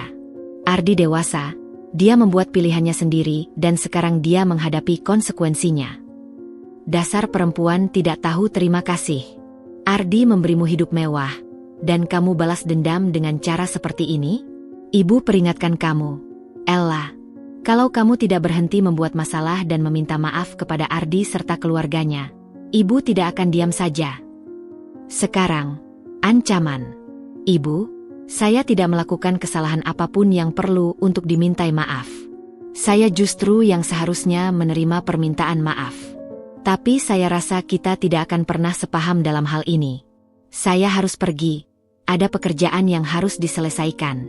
Selamat siang. Aku menutup telepon sebelum dia membalas. Tanganku gemetar, tapi hatiku merasa kuat. Aku telah membela diriku sendiri. Aku tidak membiarkannya menginjak-injakku. Beberapa menit kemudian, ponselku berdering lagi. Dari Ardi. Kuangkat. Ella, ibu baru saja meneleponku. Dia marah sekali. Apa yang kamu katakan padanya? Suaranya panik. Aku mengatakan yang sebenarnya. Bahwa aku tidak bersalah, dan bahwa kamu harus bertanggung jawab atas pilihanmu sendiri. Tapi kamu tidak perlu membuatnya semakin marah. Sekarang dia akan semakin membencimu. Ardi, ucapku dengan tenang. Dia sudah membenciku sejak lama. Hari ini tidak mengubah apapun. Dan kamu harus memilih. Terus menjadi anak mama yang disetir oleh kemarahan ibunya, atau menjadi seorang suami yang membela istrinya. Tapi jangan harap aku akan ikut dalam drama keluargamu lagi. Aku sudah selesai. Kali ini, aku yang memutuskan telepon. Aku memandangi desain di layar laptopku, sebuah ilustrasi biji kopi yang bertunas, simbol pertumbuhan baru. Itulah yang sedang kulakukan. Tumbuh. Sementara mereka, Ardi dan keluarganya, terperangkap dalam siklus menyalahkan dan toksik yang justru akan menghancurkan mereka dari dalam. Aku tidak akan menjadi bagian dari itu lagi. Aku memiliki duniamu sendiri yang sedang kubangun. Dan dunia itu tidak memiliki tempat untuk seorang beban. Minggu-minggu berikutnya kubuat dengan ritme yang baru. Sebuah ritme yang sepenuhnya kutentukan sendiri. Bangun pagi, menyiapkan sarapan untuk satu orang, lalu menghabiskan pagi dengan penuh semangat di depan laptop. Proyek desain kemasan kopi telah memasuki tahap final. Setiap detail kuperhatikan dengan saksama, dari pemilihan font yang tepat hingga nuansa warna yang mencerminkan karakter produk sang klien. Rasanya seperti menyambut kembali bagian diriku yang lama tertidur. Bagian yang kreatif, teliti, dan bangga akan hasil karyanya sendiri. Suatu sore, saat aku sedang menyempurnakan ilustrasi biji kopi di sudut kemasan, sebuah notifikasi email masuk dari klien kafe itu. Jantungku berdebar kencang, khawatir ada revisi besar atau bahkan penolakan. Dengan napas yang kutahan, kubuka email itu. Ibu Ella, saya sudah lihat desain finalnya. Luar biasa. Persis seperti yang saya bayangkan, bahkan lebih baik. Terima kasih banyak. Saya transfer pelunasan sekarang ya. Sangat senang bekerja dengan ibu. Insya Allah next order saya hubungi ibu lagi. Aku membaca ulang email itu beberapa kali. Sebuah rasa hangat dan bangga menyebar di dadaku, mengusir segala sisa kekecewaan dan kepahitan yang masih bersarang. Aku berhasil. Aku menyelesaikan proyek pertamaku dengan sukses dan kliennya puas. Tanganku yang gemetar menekan tombol refresh pada aplikasi banking di ponselku. Beberapa detik kemudian, notifikasi baru muncul. Saldo tabunganku bertambah dengan jumlah yang lebih besar dari sebelumnya. Uang itu, yang sepenuhnya hasil kerjaku, terasa begitu berharga. Tanpa berpikir panjang, aku mengambil jaket dan tas. Aku akan merayakannya. Tidak dengan cara yang mewah, tapi dengan sesuatu yang sangat kuinginkan, kebebasan. Aku pergi ke sebuah butik kecil di pusat perbelanjaan yang sering kulihat tapi jarang kukunjungi karena merasa harganya tidak perlu untukku. Di sana, aku memilih sebuah dress berwarna mustard, sebuah warna yang selalu kusukai tapi jarang kupakai karena menurut Ardi, terlalu mencolok. Aku juga membeli sepasang sepatu hak dengan detail yang cantik. Bukan karena aku butuh, tapi karena aku ingin. Dan untuk pertama kalinya dalam waktu yang lama, aku tidak perlu meminta izin atau merasa bersalah. Sore itu, aku pulang dengan membawa beberapa kantong belanjaan. Kebahagiaan sederhana yang kupetik sendiri, tanpa bergantung pada siapapun. Saat aku sampai di depan apartemen, Ardi sedang berdiri di sana, terlihat sudah menungguku. Ekspresinya campur aduk antara penasaran dan kekesalan. "Kamu dari mana?" "Aku sudah menelpon berkali-kali," katanya saat aku mendekat. "Aku sedang meeting dengan klien, lalu belanja sedikit," jawabku sambil membuka pintu. Aku meletakkan kantong belanjaan di sofa. Ardi melirik kantong-kantong itu. "Belanja? Beli apa?" "Aku baru menyelesaikan proyek pertamaku dan mendapat bayaran penuh. Jadi aku membeli hadiah untuk diriku sendiri," jelasku sambil mengeluarkan dress mustard itu. "Bagus, kan?" Dia memandangi dress itu, lalu menatapku. "Kamu pakai uangmu untuk itu? Bukankah lebih baik ditabung atau untuk kebutuhan lain?" "Kebutuhan lain seperti apa, Ardi?" tanyaku, meletakkan dress itu. "Kebutuhan untuk terus mengikuti seleramu? Atau kebutuhan untuk menyenangkan keluargamu? Ini adalah uang hasil kerjaku. Aku berhak membelanjakan sesukaku." Dia terdiam, lalu matanya tertuju pada laptopku yang masih terbuka. Desain kemasan kopi masih terpampang di layar. "Itu yang kamu kerjakan?" "Iya, sebuah merek kopi lokal." Kliennya sangat puas. Ada kebanggaan yang kusengaja kutanamkan dalam suaraku. Dia mendekat, melihat desainnya lebih seksama. Aku bisa melihat kejutan di matanya. "Ini bagus, El. Aku tidak tahu kamu masih bisa mendesain sebaik ini." "Banyak hal yang tidak kamu ketahui tentangku, Ardi," jawabku lembut. "Karena selama ini, kamu terlalu sibuk dengan duniamu sendiri, dan aku terlalu sibuk berusaha masuk ke dalam duniamu, sampai melupakan diriku sendiri." Dia menatapku, dan untuk pertama kalinya, aku melihat sesuatu yang mirip dengan rasa hormat di matanya. Bukan belas kasihan, bukan pula kekecewaan, tapi pengakuan. "Jadi, apa rencanamu sekarang? Dengan desain ini?" tanyanya. "Aku akan mencari proyek lain. Membangun portofolioku lagi. Mungkin suatu hari nanti, aku bisa membuka studio desain kecil-kecilan." Saat mengucapkan itu, aku menyadari itu bukan lagi angan-angan, tapi sebuah tujuan yang nyata. Ardi mengangguk pelan. Dia tampak kehilangan kata-kata. Mungkin dia baru menyadari bahwa di tengah kekacauan yang terjadi, aku tidak hanya duduk meratapi nasib. Aku bangkit dan membangun sesuatu yang baru. Sesuatu yang tidak termasuk dia di dalamnya. Malam itu, setelah Ardi pergi dengan wajah yang masih dipenuhi pikiran, aku berdiri di depan cermin sambil memegang dress mustard baruku. Warna itu membuat kulitku terlihat cerah, mataku berbinar. Ini lebih dari sekadar pakaian.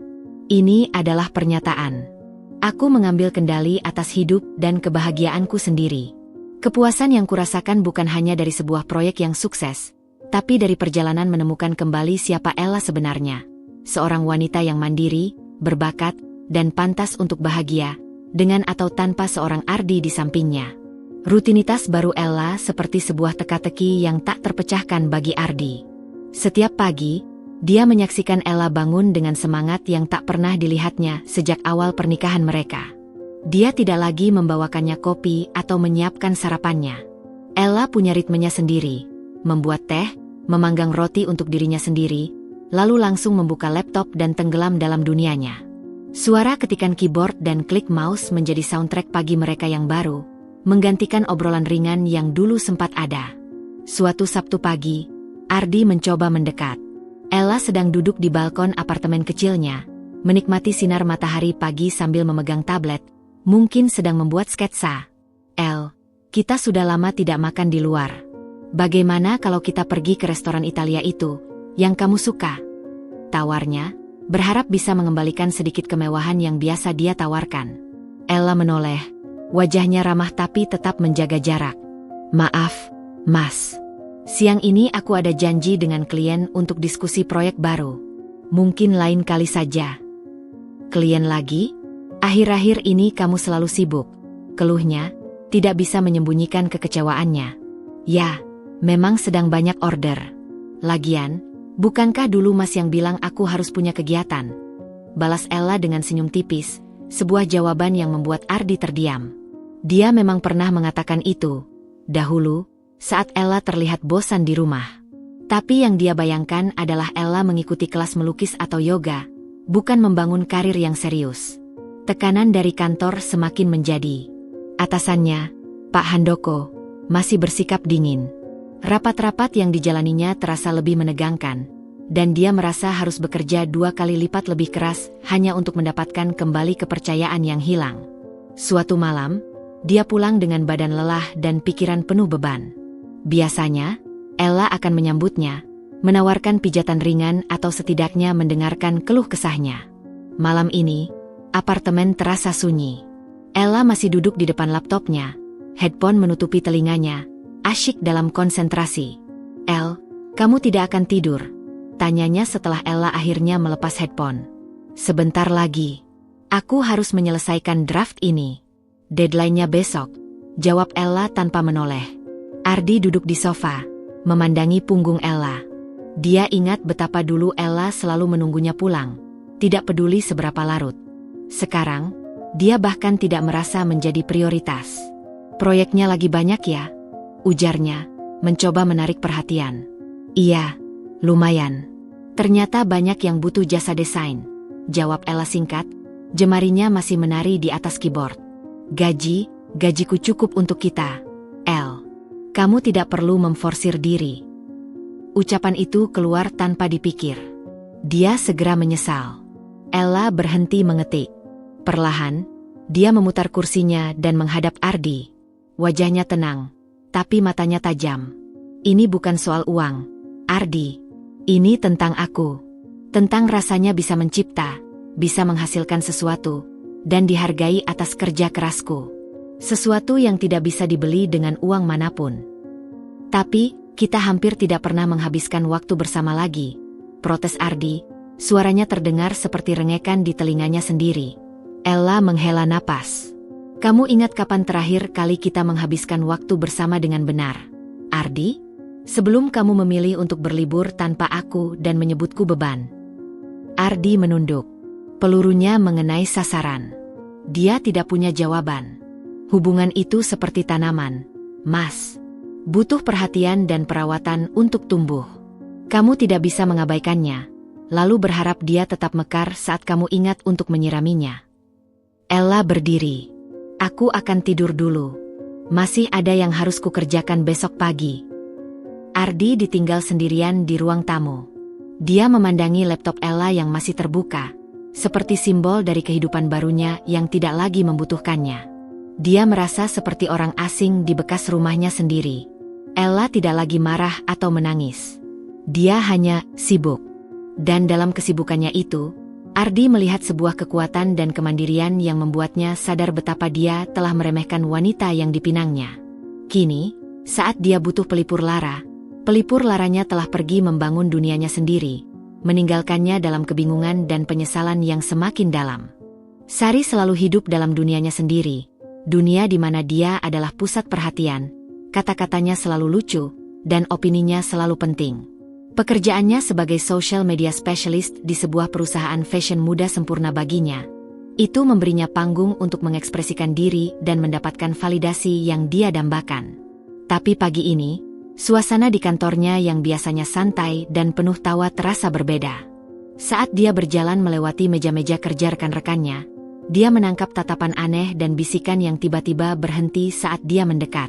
Baru saja duduk di mejanya, asisten manajernya menghampiri dengan wajah serius. "Sar, Mbak Dian mau ketemu kamu di ruang rapat kecil. Sekarang." "Ada apa? Rapat dadakan?" tanya Sari sambil mengambil notebooknya. Masih percaya diri. "Lebih baik kamu tanya langsung ke Mbak Dian," jawab asistennya singkat sebelum berbalik pergi. Jantung Sari mulai berdebar tidak karuan. Mbak Dian adalah manajer pemasarannya. Seorang wanita berusia 30-an yang sangat profesional dan dihormati. Dia bukan tipe yang memanggil karyawan tanpa alasan jelas. Saat Sari masuk ke ruang rapat kecil, Mbak Dian sudah duduk di sana dengan sebuah tablet di depannya. Ekspresinya dingin dan tegas. "Silakan duduk, Sari," ucap Mbak Dian tanpa basa-basi. Sari duduk, tangannya berkeringat. "Ada masalah apa, Mbak?" Mbak Dian menggeser tabletnya ke hadapan Sari. Di layar, terbuka screenshot postingannya di Bali dengan caption yang terkenal itu. "Akhirnya enggak ada si beban. Liburan jadi tenang dan happy banget." "Bisa kamu jelaskan tentang ini, Sari?" tanya Mbak Dian, suaranya datar namun penuh tekanan. Sari merasa wajahnya memanas. Itu cuma candaan biasa, Mbak. Di akun pribadi saya." "Candaan?" Mbak Dian menyeringai. "Sari, perusahaan kita sedang gencar-gencarnya membranding diri sebagai perusahaan yang family friendly dan penuh empati. Kita baru saja meluncurkan kampanye Spread Kindness untuk mendukung mental health awareness. Lalu, salah satu karyawan kita, yang notabene adalah bagian dari tim pemasaran, memposting konten yang secara terang-terangan mengejek dan melabeli seseorang sebagai beban. Itu bukan candaan, Sari. Itu cyberbullying." Sari membeku. Saya tidak bermaksud begitu. Itu hanya untuk keluarga saja yang paham. Tidak ada yang hanya di media sosial. Sari, postingan ini sudah dilaporkan ke HR oleh beberapa karyawan yang merasa tidak nyaman. Mereka merasa nilai-nilai yang kamu tunjukkan bertolak belakang dengan nilai perusahaan. Tapi saya sudah menghapusnya," bantah Sari, panik. Tapi screenshotnya sudah menyebar. Dan yang lebih parah, kami mendapat informasi bahwa beban yang kamu maksud adalah kakak iparmu sendiri yang sedang sakit saat itu. Benar? Sari menunduk, tidak bisa menyangkal. Rasa malu yang luar biasa menyergapnya. Ini sangat disayangkan, Sari. Kamu adalah karyawan yang berbakat, tapi tindakanmu ini menunjukkan kurangnya kedewasaan dan empati. Perusahaan tidak bisa dihubungkan dengan konten yang toksik seperti ini. Mbak Dian mengambil sebuah amplop dari tasnya dan meletakkannya di atas meja. "Ini adalah surat peringatan resmi. Satu lagi pelanggaran, dan kamu akan dipecat. Selain itu, kamu diskors dari semua proyek kampanye eksternal selama 3 bulan. Kamu akan ditugaskan mengerjakan laporan internal saja." Sari merasa dunia berputar. Surat peringatan. Diskors. Ini adalah aib terbesar dalam karirnya. "Tolong, Mbak, beri saya kesempatan," pintanya. Suaranya bergetar. Kesempatan itu sudah kamu buang sendiri ketika kamu memutuskan untuk memposting hal tersebut, jawab Mbak Dian dengan tegas. Pertimbangkan ini sebagai pelajaran yang sangat berharga. Kata-kata memiliki konsekuensi, Sari, baik secara personal maupun profesional. Sekarang, kamu bisa kembali ke meja kamu. Dengan kaki gemetar dan pandangan berkunang-kunang, Sari berdiri dan meninggalkan ruangan. Dia berjalan pelan menuju mejanya, merasakan setiap mata di kantor itu menatapnya dengan campuran rasa kasihan dan penghakiman. Dia yang biasanya begitu percaya diri, kini merasa sangat kecil dan dihinakan. Sorenya, dia menelepon Ardi, suaranya nyaris menangis. "Kak, aku dapat surat peringatan dan diskors karena postingan Bali itu." Dari seberang telepon, Ardi menghela napas panjang. "Aku sudah bilang, Sar, itu bukan hal yang lucu. Tapi aku kan sudah minta maaf. Dan itu kan akun pribadiku," ratap Sari, masih mencoba membela diri. "Di dunia sekarang, tidak ada yang benar-benar pribadi di media sosial," kata Ardi, suaranya terdengar lelah. "Dan minta maaf tidak serta-merta menghapus konsekuensi. Aku juga baru sadar akan itu. Tapi ini tidak adil. Hanya karena sebuah postingan bodoh, karierku hampir hancur." "Tapi kamu tidak memikirkan bagaimana perasaan Ella saat membaca postinganmu itu? Kariermu hampir hancur. Tapi kamu sudah benar-benar menghancurkan hati dan harga dirinya." Sari terdiam. Untuk pertama kalinya, dia tidak langsung membalas. Kata-kata kakaknya itu menyentuh sesuatu di dalam hatinya. Aku tidak berpikir sejauh itu. Akunya pelan. "Ya, itu masalahnya, Sar. Kamu tidak berpikir," ucap Ardi sebelum menutup telepon. Sari duduk di lantai kamarnya, menatap kosong ke dinding. Surat peringatan itu tergeletak di dekatnya, mengingatkannya pada kesalahannya. Untuk pertama kalinya, si beban yang dia ejek tidak terlihat seperti seorang beban sama sekali. Justru, dialah yang sekarang terbaring terpuruk, menanggung beban kesalahannya sendiri. Karma telah datang, dan rasanya jauh lebih pahit dari yang pernah dia bayangkan. Beberapa minggu telah berlalu sejak insiden surat peringatan untuk Sari dan teguran untuk Ardi. Kehidupan baruku sebagai desainer lepas mulai menemukan ritmenya. Proyek mengalir, tidak deras, tetapi cukup konsisten.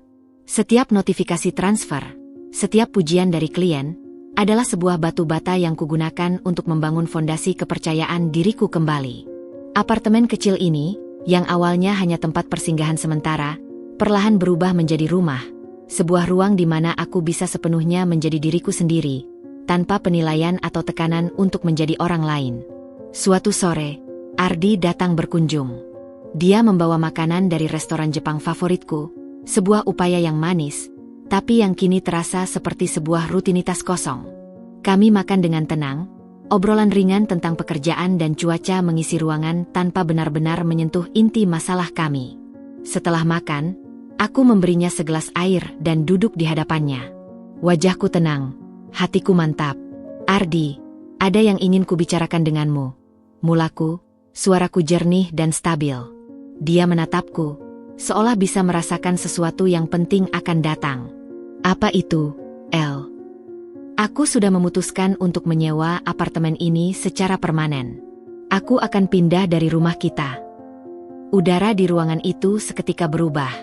Ardi terdiam membeku. Gelas air di tangannya berhenti di tengah jalan menuju mulutnya. Dia perlahan meletakkan gelas itu, matanya menatapku tak percaya. Menyewa? Pindah? Apa maksudmu?" gagapnya. "Kamu mau pisah?" "Ya, Ardi. Aku butuh ruang untuk diriku sendiri. Butuh waktu untuk memikirkan segala sesuatunya. Untukmu, untukku, dan untuk pernikahan kita." "Tapi ini tidak masuk akal," bentaknya tiba-tiba, berdiri dari kursinya. "Kita sudah mulai membaik. Aku sudah berusaha. Kamu masih marah karena masalah Bali itu?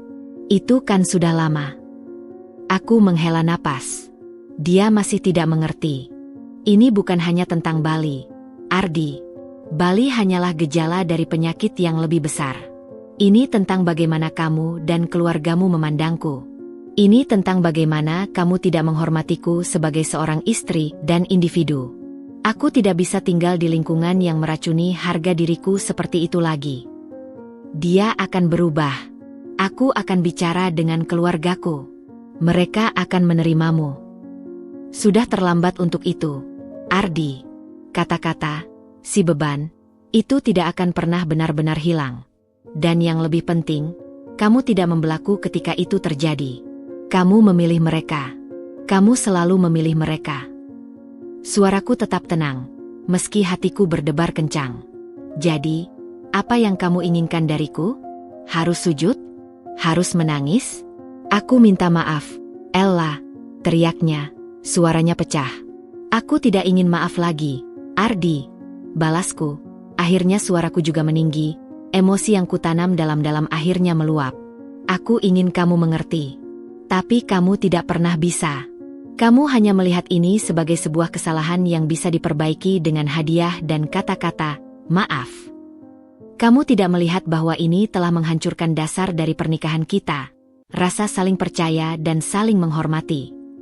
Dia terduduk kembali, wajahnya pucat. Jadi ini sudah selesai? Kamu mau cerai? Aku belum memikirkan sampai ke sana. Yang aku tahu, aku tidak bisa terus hidup seperti ini. Aku tidak bisa kembali ke rumah itu, ke lingkungan yang membuatku merasa kecil dan tidak diinginkan. Aku butuh waktu untuk menyembuhkan diriku sendiri, untuk membangun kembali Ellaku yang percaya diri. Dan aku tidak bisa melakukan itu bersamamu untuk saat ini. Aku berdiri dan berjalan ke kamar, mengambil beberapa kardus yang sudah kusiapkan. Aku sudah mulai mengepak barang-barangku. Aku akan pindah akhir pekan ini. Ardi memandangiku, matanya berkaca-kaca. El, tolong. Jangan lakukan ini. Ini bukan tentang menghukummu, Ardi. Ini tentang menyelamatkan diriku sendiri. Aku meletakkan kardus itu di lantai. Kamu selalu bilang aku beban. Jadi, mungkin dengan kepergianku, bebannya akan berkurang. Seperti yang kalian inginkan. Dia menggeleng, air mata akhirnya menetes. Aku tidak pernah bermaksud seperti itu.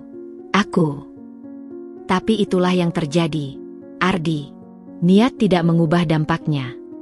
Aku berbalik dan mulai melepas buku-buku dari rak, memasukkannya ke dalam kardus. Setiap buku yang masuk adalah sebuah pernyataan. Aku mengambil kembali hidupku.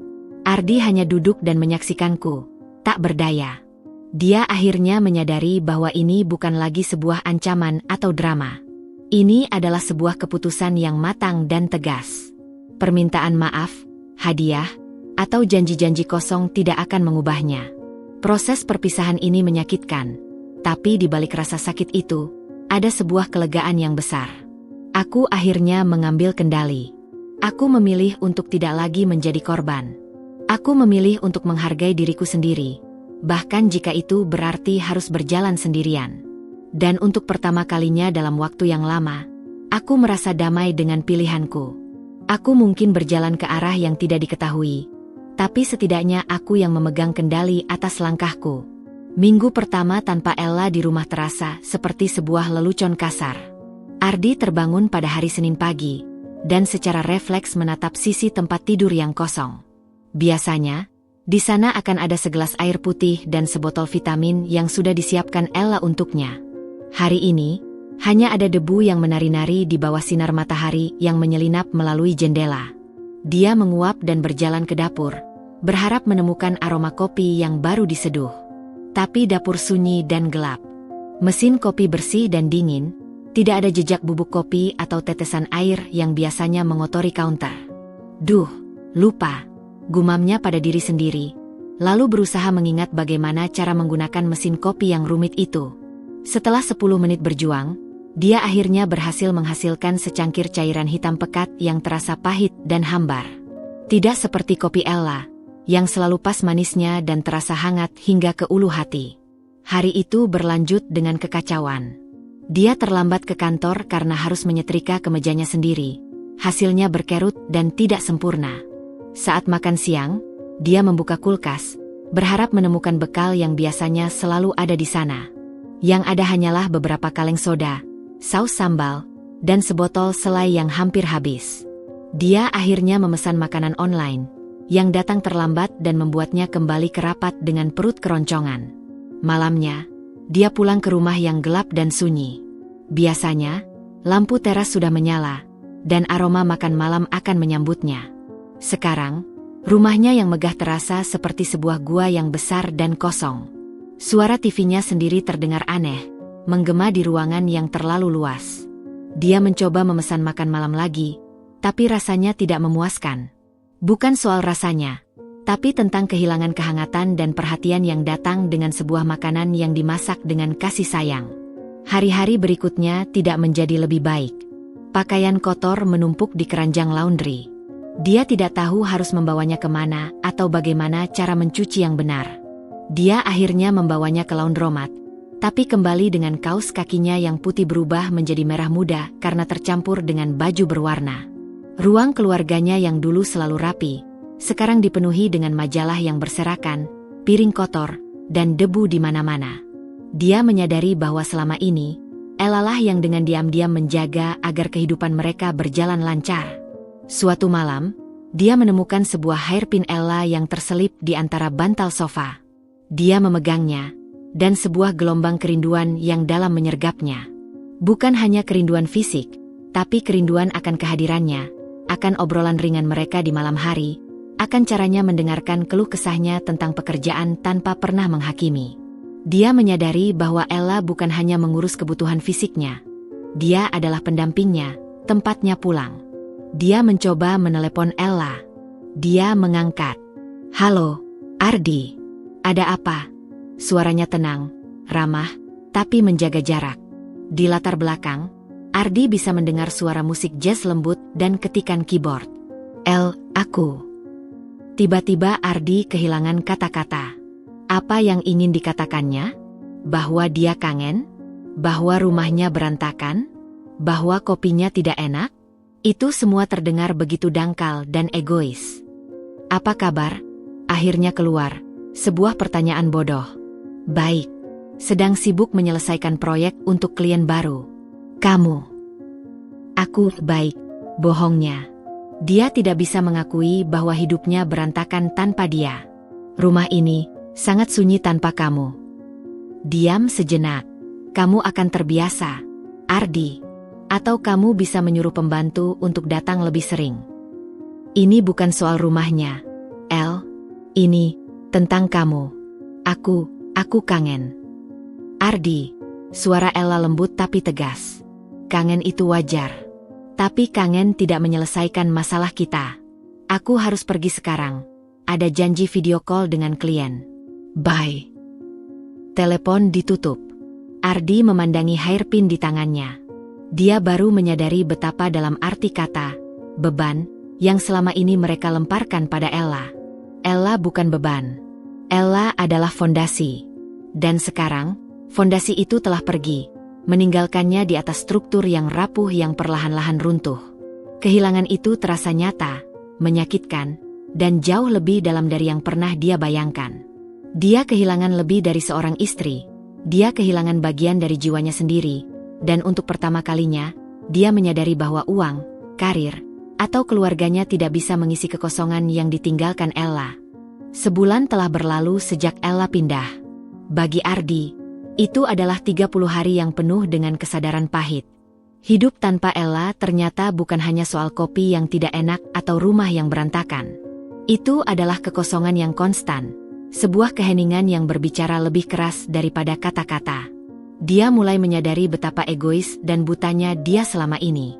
Pikiran untuk bertemu Ella lagi tidak lagi didasari oleh keinginan untuk memenangkan argumentasi, tetapi oleh kerinduan tulus dan penyesalan yang dalam. Dia memutuskan untuk mengunjunginya di apartemen barunya, tanpa pemberitahuan sebelumnya. Saat dia mengetuk pintu, hatinya berdebar kencang. Ella yang membuka, mengenakan kaos dan celana training yang sederhana. Wajahnya tanpa makeup tapi terlihat lebih cerah dan damai daripada yang pernah dia lihat dalam beberapa tahun terakhir. Dia terkejut melihat Ardi, tapi tidak marah. "Ardi? Ada apa?" tanyanya, membuka pintu lebih lebar. "Bisa kita bicara sebentar?" pinta Ardi, suaranya rendah. Ella mengangguk dan mengizinkannya masuk. Apartemen itu kecil tapi rapi dan nyaman. Ada tanaman hijau di sudut, lukisan abstrak di dinding, dan aroma lilin aromaterapi yang menenangkan. Ini adalah ruang yang benar-benar mencerminkan dirinya. "Kamu terlihat bahagia," ucap Ardi, duduk di sofa kecil. "Aku sedang dalam proses," jawab Ella dengan jujur. "Tapi ya, aku merasa lebih tenang." Ardi menarik napas dalam-dalam. "Aku datang ke sini karena aku ingin kamu tahu bahwa aku akhirnya mengerti." Ella memandangnya, menunggu. "Aku mengerti sekarang," lanjut Ardi, matanya berkaca-kaca. "Aku mengerti betapa sakitnya bagimu ketika aku meninggalkanmu yang sakit. Aku mengerti betapa hinanya dirimu ketika kamu disebut beban. Dan betapa hianatnya rasanya ketika aku tidak membelamu. Aku sudah egois dan buta, El. Aku terlalu terlena dalam duniamu sendiri sampai tidak melihat bahwa aku telah melukai orang yang paling berharga dalam hidupku." Dia berhenti, berusaha menata kata-kata. "Aku sudah bicara dengan ibuku. Aku katakan padanya bahwa apa yang mereka lakukan salah, dan bahwa aku tidak akan lagi membiarkan siapapun, termasuk keluarga sendiri, memperlakukan istriku dengan tidak hormat." Ibu marah besar, tapi akhirnya dia menyesali ucapannya. Ella mendengarkan dengan tenang, tanpa interupsi. Wajahnya lembut, tapi matanya masih menjaga jarak. "Aku menghargai pengakuanmu, Ardi. Benar-benar menghargainya. Tapi..." Dia berhenti, memilih kata-katanya dengan hati-hati. "Tapi mengerti dan menyesal tidak serta-merta memperbaiki segalanya. Luka itu masih ada. Kepercayaanku padamu hancur. Dan yang paling penting, aku masih dalam proses mengenal diriku sendiri lagi. Aku sedang membangun kembali Ellaku yang dulu, yang percaya diri dan mandiri. Aku belum siap untuk kembali ke kehidupan lama. Apakah ada kesempatan untuk kita? Untuk memulai lagi?" tanya Ardi, suaranya penuh harap. "Aku tidak tahu, Ardi," jawab Ella dengan lembut. "Yang aku tahu, aku butuh waktu untuk diriku sendiri sekarang. Aku butuh memastikan bahwa apapun yang terjadi di masa depan, aku tidak akan pernah lagi kehilangan diriku sendiri. Aku tidak bisa menjanjikanmu apapun." Ardi mengangguk, mencerna kata-kata itu. Itu bukan jawaban yang diinginkannya, tapi itu adalah jawaban yang jujur. Dan untuk pertama kalinya, dia menghargai kejujuran itu lebih dari sekadar kata-kata penghibur. "Aku mengerti," ujarnya akhirnya. "Dan aku akan menghormati ruang dan waktumu. Tapi tolong tahu bahwa aku berubah, El. Aku tidak akan pernah lagi menjadi pria yang meninggalkanmu saat kamu membutuhkanku. Aku berjanji padamu." Dia berdiri untuk pergi. Saat sampai di pintu, dia menoleh sekali lagi. Aku akan mulai ikut konseling. Untuk diriku sendiri. Untuk menjadi pribadi yang lebih baik." Sebuah senyum kecil akhirnya muncul di bibir Ella. "Itu kabar yang bagus, Ardi. Aku turut senang untukmu." Saat pintu tertutup, Ella berdiri memandangi pintu untuk beberapa saat. Ada sedikit kelegaan di hatinya. Bukan karena dia yakin mereka akan kembali bersama, tapi karena dia melihat sebuah tanda pertumbuhan dalam diri Ardi. Sebuah penyesalan yang tulus, bukan sekadar penyesalan karena ketahuan. Ardi berjalan menuju mobilnya dengan perasaan campur aduk.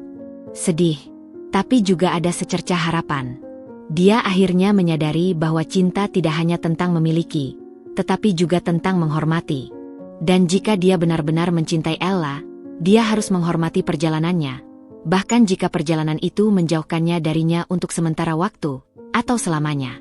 Perubahan hati telah dimulai, tetapi apakah itu cukup untuk menyelamatkan pernikahan mereka? Hanya waktu yang akan menjawab. 6 bulan. Waktu yang tidak sebentar, tapi bagiku, itu adalah periode yang penuh dengan penemuan dan pertumbuhan. Hidup sendirian di apartemen kecil ini awalnya terasa asing, tapi kini justru memberiku kebebasan yang tak ternilai. Aku bangun pagi dan tidak ada yang harus kusenangkan selain diriku sendiri. Aku bisa bekerja hingga larut malam tanpa merasa bersalah, atau justru bermalas-malasan seharian menonton film jika itu yang kubutuhkan. Karir desain grafisku perlahan tapi pasti mulai berkembang. Proyek dari klien kafe kopi itu membawa dampak yang tidak terduga. Seorang pemilik usaha bakery melihat desainku dan merekomendasikan kepada temannya. Dari sana, orderan mulai berdatangan. Aku tidak hanya mendesain kemasan, tapi juga logo, materi promosi untuk media sosial, bahkan undangan pernikahan. Aku menyewa sebuah coworking space kecil beberapa kali dalam seminggu, bukan karena butuh, tapi karena ingin merasakan atmosfer bekerja di luar rumah dan bertemu dengan profesional lainnya. Di sana, aku bertemu dengan Maya, seorang fotografer makanan, dan kita mulai berkolaborasi dalam beberapa proyek. Desainmu selalu bikin produk klien kelihatan lebih premium, El. Puji Maya suatu sore saat kita sedang mengerjakan proyek bersama untuk sebuah brand teh lokal. Terima kasih, May. Fotografimu yang membuat desainku hidup, jawabku sambil tersenyum. Percakapan seperti ini, dukungan sesama kreatif, adalah sesuatu yang sangat kusyukuri. Ini adalah duniamu, dunia yang kutinggalkan dulu dan kini kurebut kembali. Aku juga kembali pada hobiku yang lama, melukis. Sebuah kanvas kosong dan cat akrilik kini menjadi pelampiasan emosiku. Aku melukis tanpa beban, tanpa harus memikirkan apakah warnanya sesuai dengan dekorasi rumah atau tidak. Aku melukis untuk diriku sendiri. Salah satu karyaku, sebuah lukisan abstrak dengan warna-warna berani yang mengekspresikan kebebasan, kini tergantung di dinding apartemenku, menyambut setiap orang yang masuk. Suatu hari, Ardi mengunjungiku. Seperti yang dijanjikannya, dia menghormati ruang dan waktuku. Kunjungannya tidak sering, tapi setiap kali dia datang, aku bisa melihat perubahannya. Dia lebih pendiam, lebih banyak mendengarkan. Dia tidak lagi membawa hadiah atau mencoba membawaku ke restoran mewah. Dia hanya datang untuk menanyakan kabarku, bercerita tentang konseling yang dijalaninya, dan progresnya di kantor. Hari ini, konselorku membahas tentang bagaimana aku selalu mencari validasi dari orang lain, terutama keluargaku.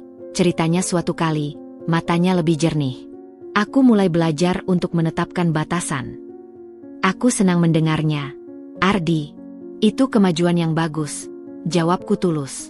Dia juga bilang, aku harus memberimu waktu, bahwa penyembuhan butuh proses, dan itu tidak bisa dipaksakan. Dia memandangiku. Apakah kamu lebih bahagia sekarang, El? Aku memandangi lukisanku di dinding, lalu menatapnya. Ya, Ardi, aku lebih bahagia.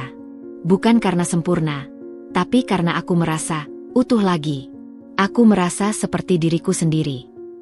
Dia mengangguk, dan meski ada sedikit rasa sakit di matanya, aku juga melihat penerimaan.